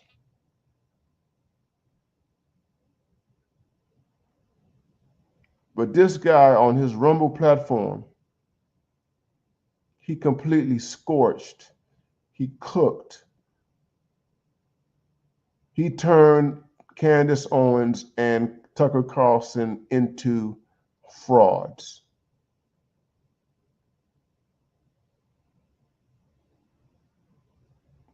And he did it in a very masterful way. He's not a dumb person.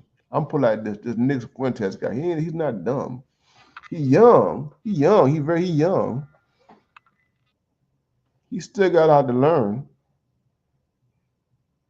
But he scorched Candace Owens. He broke her down in the stream. He broke Tucker Carlson down. And no one else has done that on the internet. He did something on the internet that no one in the mainstream media and other places have done. He did something which has elevated his profile. And that's the point. His breakdown, what he's done to Tucker Carlson and Candace Owens at this moment has elevated his profile. And he wants to tell the world that he is a true American. He's a true patriot, true patriot. He calls himself the disaffected white male, an incel. He proudly carries the badge of an incel. And he proudly carries the badge of an alienated white male. It's kind of like Eminem. If you guys are my generation, Eminem. When Eminem came on the scene, and Eminem is from my generation, white people were trying to understand Eminem. How is it that this white male is able to come into this genre that's dominated by black males or black men called hip hop and be successful? And what's more, why is his language the way it is? Eminem was trailer park. Eminem was trailer park. Remember that. He come from a trailer park. He was a trailer park dude who found identification. He identified with working class and lower class black culture. That was Eminem. Trailer park. They called, the white people called them white trash. And he identified with lower class and working class black culture, and he attached himself to rap. But Eminem wasn't political. But now you have this guy who is a different type of version, an updated version of Eminem, but he's political. He's political, but he don't identify with lower class blacks. He don't identify with working class blacks. He identifies with the white working class, the disaffected white working class, particularly the disaffected white working class male.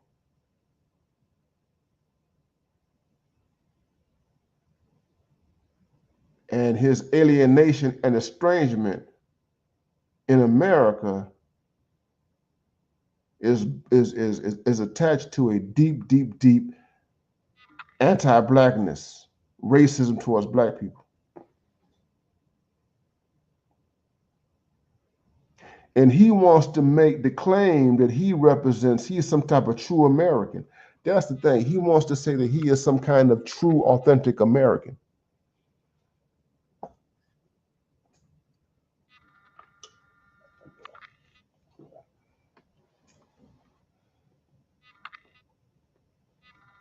And he's being pushed by the algorithm. He's being pushed.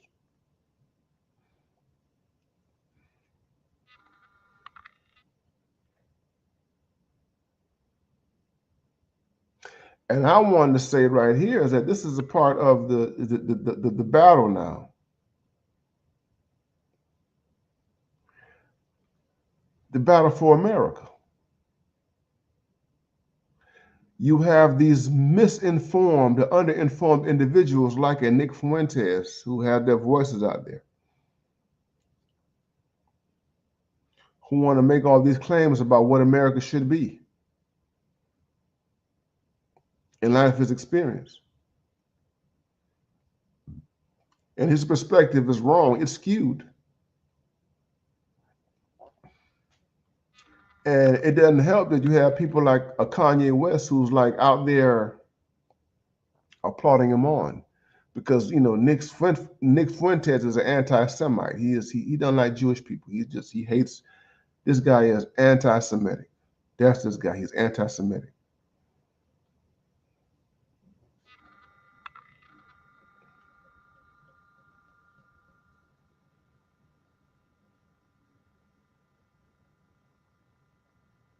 What is the point here, brothers? Is that when I said to you earlier that this is our country, If this is our country, black men who were born and raised here, this is our country. I'm saying this because our claims on America, on what this country is, are much greater than these extremists who are now being pushed by the algorithm. The algorithm is pushing these people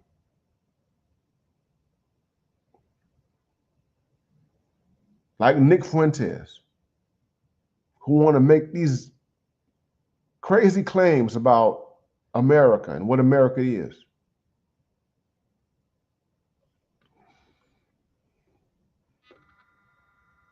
And these are the kind of people who would try to diminish us. So it's one thing to talk about, here's the thing. So it's one thing to talk about the diaspora wars and all that kind of stuff. But it's another thing to deal with these people on the extreme right, the far right people who want you and I to believe that Black Americans have no claim on the United States. That we are simply, so for this person, Fuentes, Black Americans are nuisances to the United States. That's all he is. We are nuisances. That we make no contributions. We haven't done anything here.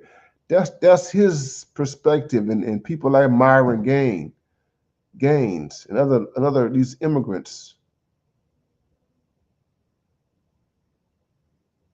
And you have so the battle is on two fronts. Well, it's on more than one front, but I'm just going to say this is that you have the immigrant front, and then you got the far right front. So what's happening is that these people, these immigrants, you have the immigrant thing where the immigrants and the far rights. So Myron is a convergence. Myron is a convergence. So Myron is the immigrant. This is Myron. He is an immigrant on one hand, right? But he is also on the far right. You have immigrant anti-Blackness on one hand, and then you have the anti-Blackness on the far right that you see in the Fuentes, and they come together like this. They come together like this.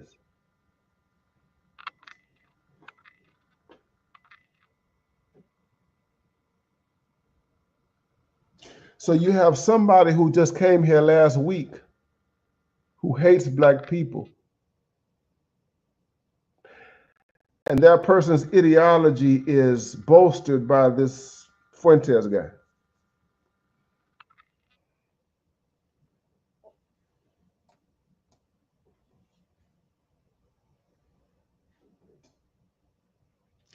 This is the battle that we're in right now.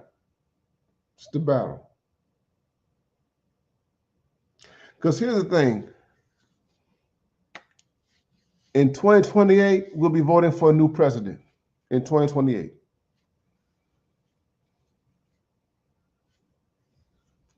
Trump gonna be gone. I mentioned Steve Bannon and people like Steve Bannon. They are wishfully hoping that Trump can serve a third term. No, I'm of the mind that Trump is going to be gone after the end of his term. That's what I think. And in 2028, we're going to have to deal with a whole different crop of individuals. And in 2028, in terms of the people on the right and the conservative side, you got these young guys. You got these young guys that we got to contend with. These young white males that we got to contend with. Now, I don't want to give them too much gravitas or power because these are people, Fuentes, he's a basement dweller. This guy is a basement dweller, okay? Yeah, what he's, yeah, BGS, he says the right is too liberal for him. It's crazy. Yeah, you're right. Yeah, yeah.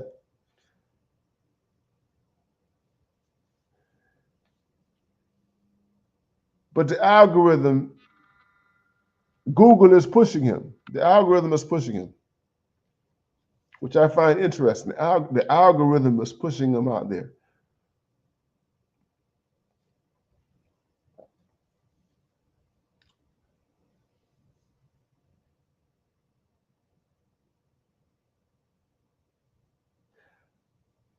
The right, the people on the right, they have white males in their 30s and their 40s who are out there. They have them in places and what have you. And this is something that we're going to have to deal with.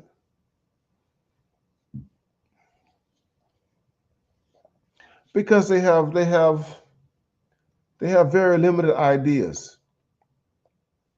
They have very limited ideas about what America is. And a lot of them are very, very racist. They're just very racist. And this is something to think about as we go in the future. They're very racist. The Democratic Party doesn't have a response to these people. They don't have a response.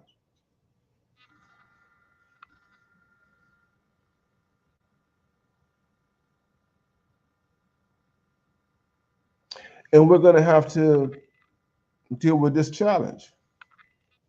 This is the battle for America as we go forward. The midterms, 2026, the presidential election, 2028, 2032, so on and so forth. This is the battle for America.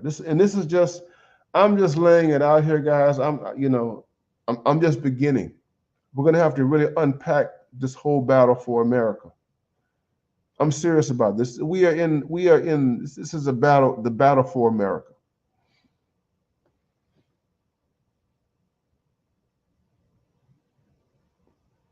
In other words, whose ideas or vision will become dominant in terms of where America is going. Now, the far right, I'm not worried about them because people like Fuentes, these are basement dwellers. They might become popular on social media or whatever, but they're basement dwellers. They don't have any real power. These white males, here's the thing, these white males actually believe that, some of them, that America can go back to the WASP, the white Anglo-Saxon supremacy of the 1940s and 50s. They think they can go back to the 1940s and 50s in terms of white Anglo-Saxon supremacy. And they're completely deluded. They're deluded. We're not going back to that.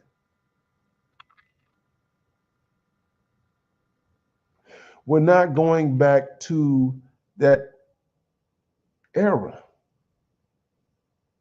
where the Anglo-Saxon ran everything. It's done. The white Anglo-Saxon Protestant, that era is done. It ain't coming back. It's over with. That's just a fact. It ain't coming back. They can imagine and fantasize as much as they want. They can play with it in their heads. It is not coming back.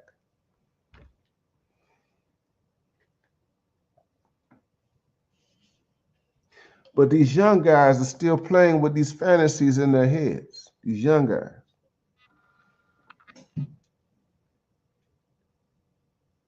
And the only advantage that they have is that they're young. That's the advantage that they have. They're young.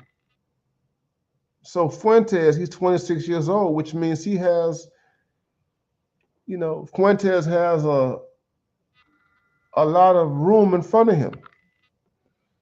Myron Gaines is like 31, 30. Myron is 31, 32. So these guys, they're 26, 30 years old, 31, 32. They have a lot of stuff in front of them. That's the only advantage that they have. These young people on the right, that's the greatest advantage that they have, is the fact that they are young and they have a lot of room in front of them.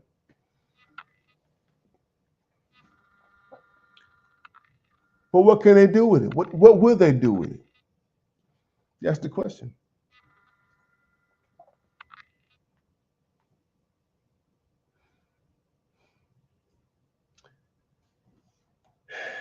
Anyway, I've been up here for 2 hours, guys. I've been up here for 2 hours. I haven't seen you guys in a long, long time. I had to come back. I hadn't seen you guys. Ghetto User, what's going on, man? Good to see you, man. Good to see you, Ghetto User. Glad you're here too, my brother.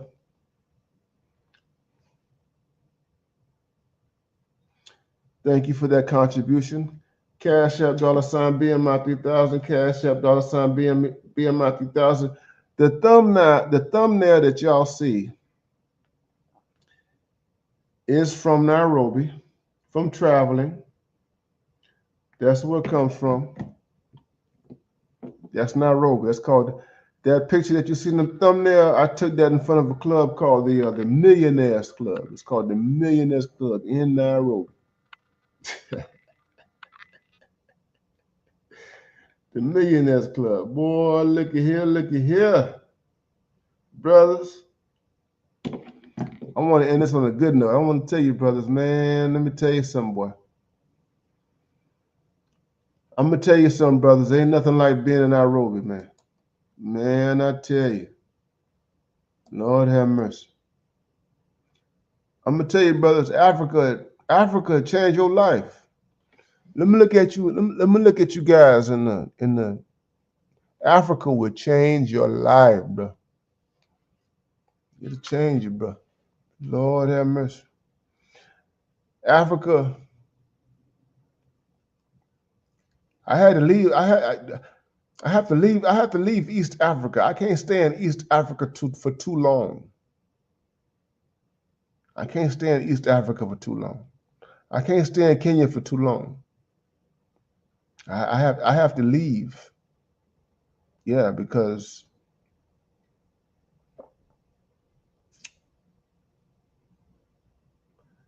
there are things I want to say on YouTube I just can't say. But I had to leave Kenya. These are not bad things, but I'm like, I had to leave Kenya.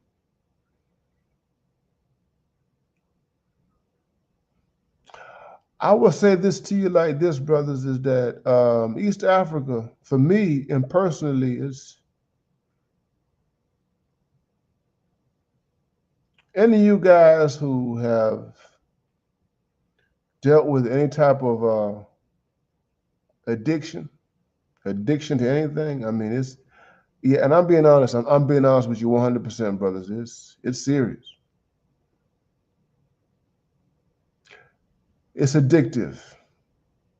I'm gonna put it like this: if you go to East Africa, if you travel to Kenya, so Austin Holloman is, you know, when he's doing this stuff from Kenya, and I have to say, guys, I had mixed feelings when I saw Austin Holloman creating videos about Nairobi. I had mixed feelings about it. I just, in all honesty, and I told a guy that I know a guy who lives in Nairobi, and we had a long conversation about Austin Holloman, and I told him that I initially I was not a fan. I was not a fan of Austin Holloman selling Kenya, particularly Nairobi, on the internet. I was not a fan of it. I didn't like it. And the reason why I did not like it, because I believe that Kenya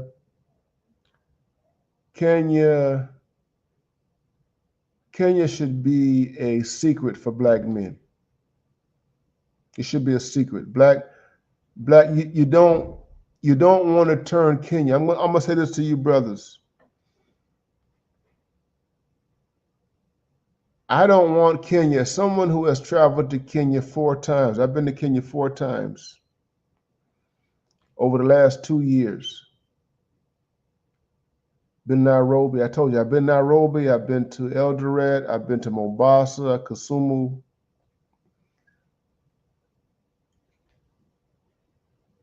You don't want Kenya to become, for Black Americans, like Accra, Ghana is. You don't want that. You don't want it to be that. You don't want it. Kenya is a special place for a Black American man. You're traveling over 7,000 miles when you go to Kenya. If you go to Nairobi in particular, you're traveling 7,000 miles. And it's a special place for a Black American man. They love us over there in Nairobi in particular. They love us in Nairobi. All over the country, they love us. They love our culture, our music. They watch all of our music. They suck up our music. They suck up our popular culture. They love us, man. You can take a Uber. You can get into an Uber and you meet a guy driving the Uber, and he's blasting Black American R&B and hip hop. You know what I'm saying? And he's comfortable. Kenyan people are very laid back. They have a cool culture. Kenyans, the culture is very cool and laid back. They like us over there. And I'm gonna say there's somebody who's been like I've been to like Senegal. Kenyan people like Black Americans more than Senegalese people like Black Americans. I'm gonna say that.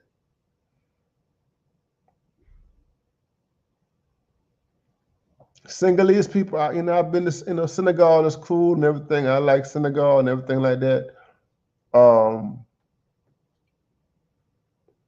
Senegalese people are, they still have, especially the upper echelon people, they have very French tastes and French Parisian. They're very snooty. Their noses in the air. Colonization has done a job. Not all of them now, not all now. It is colonization has done a job on French conquest. The imprint of French conquest is there in Senegal, okay? And I'm gonna pull out this. Kenyans love us. I'm telling you my perspective, and I've been to Senegal. I've been to Senegal 4 times. I've been to Kenya 4 times. Kenyans love Black Americans more than Senegalese people love Black Americans. I'm going to tell you that straight up. They love us more. They love us more in Kenya than they do in Senegal. They love us more there. In that part of East Africa. They do. So I prefer to be in Kenya or East Africa. Now, Gambia is different now. They love us in Gambia. They love us in Gambia. Gambia is right next door to Senegal. They love us over in Gambia now. Gambia is. But the point is, Kenya, I'm going to tell you something, man. Kenya, boy, look at here. Kenya will spoil you. It will spoil you forever. Okay? Black man, are you listening to me? Kenya will spoil you forever.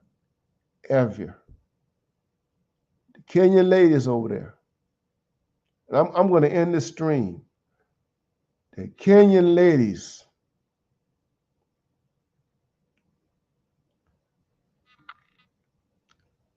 you look at my face. Kenyan ladies. I'm going to leave it right there.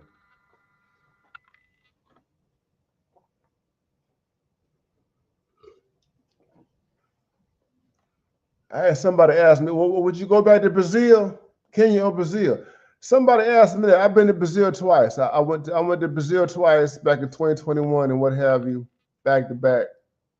Somebody asked me, what about Kenya and Brazil? Kenya in Brazil, Kenya in Brazil, Kenya.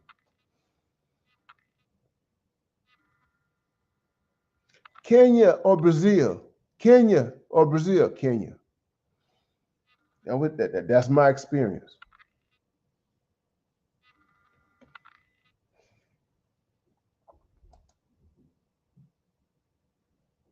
Not yet. I ain't been to Ethiopia. I'm on the fence, Doc. Doc, I'm on the fence with Ethiopia. I'm on the fence. Yeah, I'm on Ethiopians. I'm just gonna be honest with you. Ethiopians are a mixed bag. They're just a mixed bag. They are strange. I'm not gonna say that. Ethiopians are different kinds of Africans. Okay, so yeah, I'm gonna put it like that. I'll put it like this. Ethiopia is not, in terms of East Africa, Ethiopia is not like on my list. I put it like that. Ethiopia is not on my list.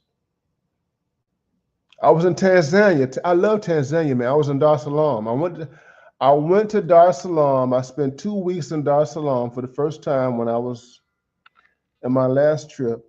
It was wonderful, man. I love Dar es Salaam is laid back. Tanzania is different because it's mainly a Swahili speaking culture, mainly Swahili. So if you travel to Tanzania, and I went to Dar es Salaam, the capital city, and what have you, yeah, you're gonna run into Swahili, but it's laid back. It's laid back. It's Muslim. You know, they're not radically different from Kenyans. I mean, there are differences, but I would just say they're laid back like Kenyans. Kenyans are laid back. That's the Kenya. Kenyans are cool. I think that's why Kenyans and Black Americans, when you travel over there, Kenyans are cool. Kenyans are laid back. Tanzanians, they laid back. They laid back. It's a lot of Swahili now. You're gonna deal with a lot of Swahili, a lot of Islam's, Muslim stuff, but they laid back.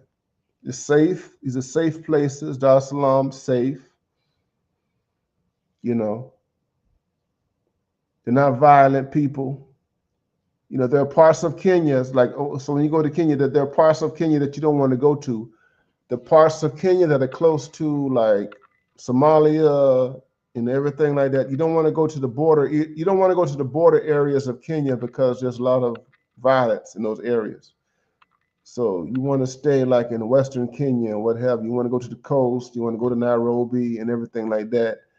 But Kenyans tend to be, in general, very peaceful. They're very peaceful, laid back, and very hospitable people.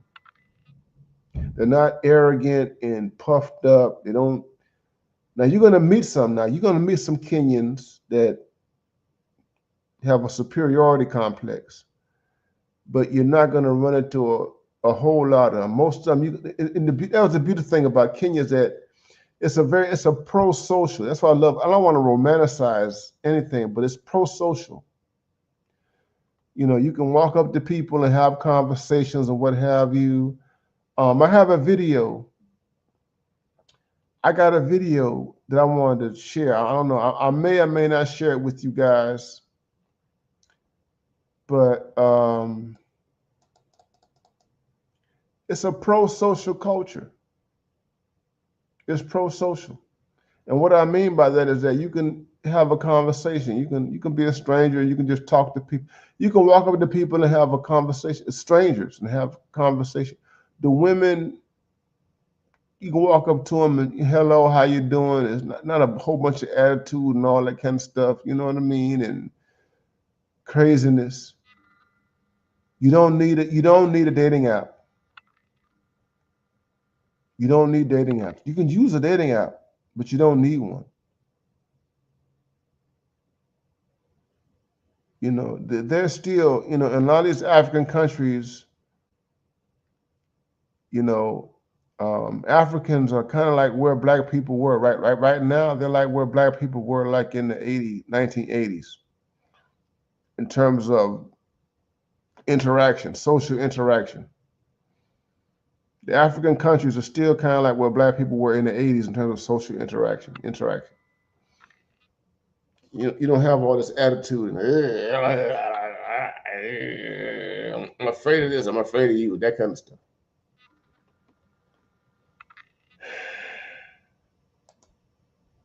Anyway, that's right. That's Austin Holloman. He ain't leaving, he loved it. That's it.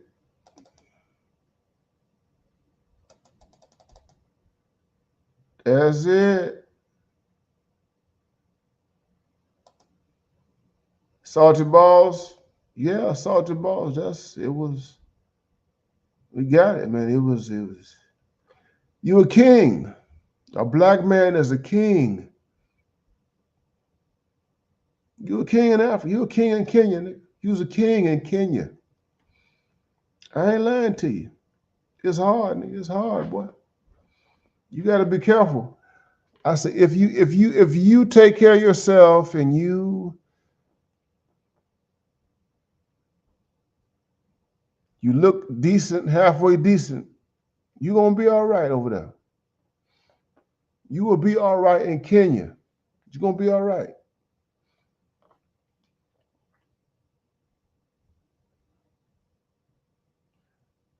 What I'm saying, nigga, if you don't have any, if you don't have any kids, if you're a black man who don't have any kids and you're over the age of 30, you got to be careful about going to Kenya, because you might mess around and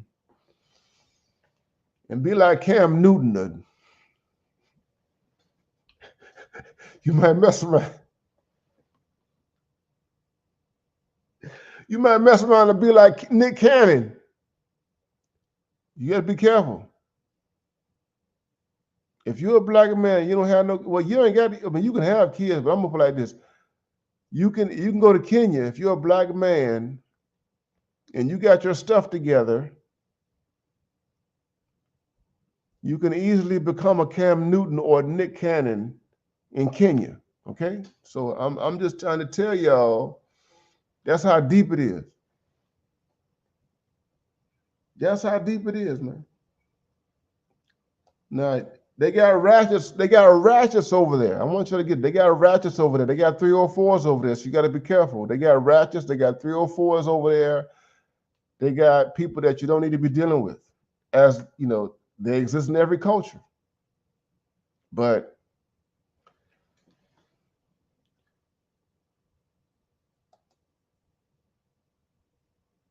I'm just gonna tell you, man. I'm telling you, as a black man, you can get lost in Kenya, bro. I'm gonna put it to you like that. And it's not a bad thing, but it's just overwhelming because we have been so deprived. The black male in America has been so deprived. You've been deprived, black man. And when you go to Africa, you realize how deprived you've been when you go to Africa. You realize it. You realize how much you have suffered and you have starved. And when you go to Africa, I'm telling you,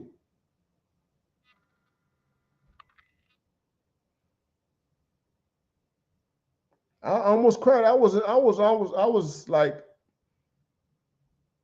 when I was leaving the airport, I was close to tears, man, leaving the airport. I was close to tears, homie. I ain't gonna lie, man. I was close to tears leaving the airport.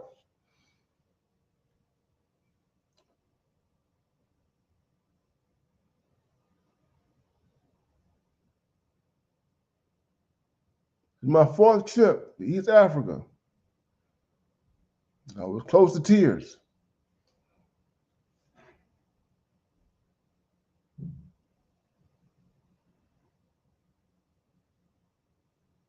Yeah.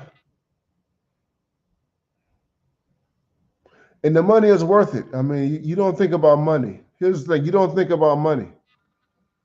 Travel costs money. Travel is expensive now. I ain't gonna lie to you. You got to spend money to travel. It's gonna cost you some money. You don't need to be going over. You don't need to be traveling. Don't be traveling, especially Africa. Don't be traveling to Africa if you ain't got no money. I'll put it like to you like this. But if you do have the money to go, it's worth it. I put it like this. It's worth it. If you got the money to go.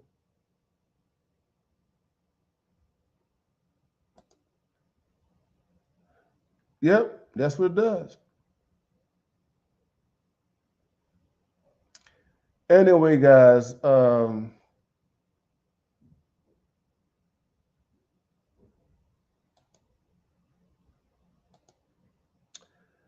exchange rate is pretty good, man. You know, especially I'm putting this Tanzania. Oh my God, Tanzania. I'll put it this Tanzania is cheap, cheap. The American dollar goes a long way, a long way. I mean, it goes a long way in Kenya as well, but it goes further in, and this is what I learned. It goes further in Tanzania than it does in Kenya.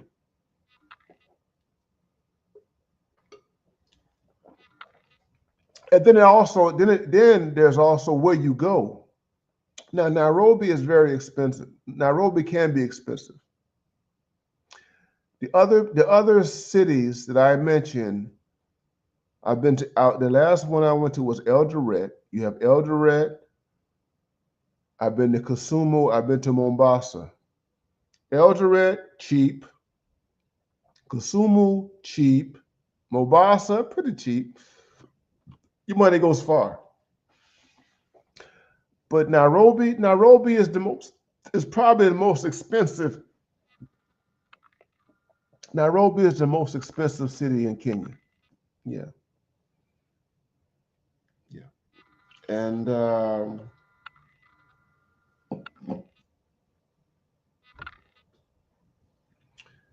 but your money does go. It goes a little. Yeah. I just say that it goes further outside of Nairobi than it does in Nairobi. And yeah.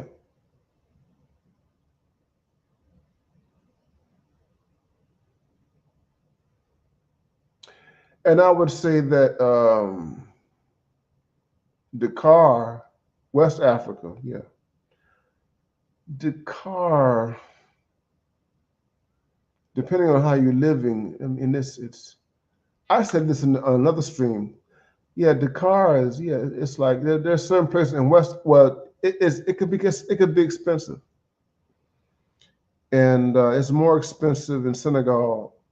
In my experience, Senegal's more expensive than Kenya, my experience.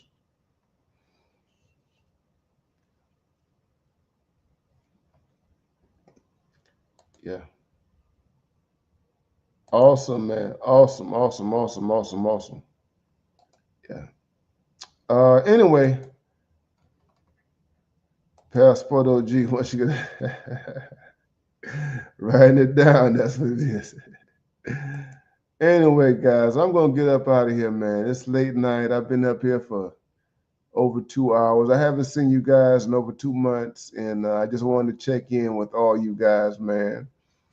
And I appreciate you guys. The battle for America is on. It is on. It is on. It is on. It is on. And we have to break that thing down as we go forward, man. The battle for America, Black men, and the battle for America. Anyway, brothers, I'm going to get up out of here and call it a night. But you guys take care, man. And I will see you guys real soon. I am BMI 3000 Reloaded. I'll see you guys next time around. Peace out, guys. I'm gone.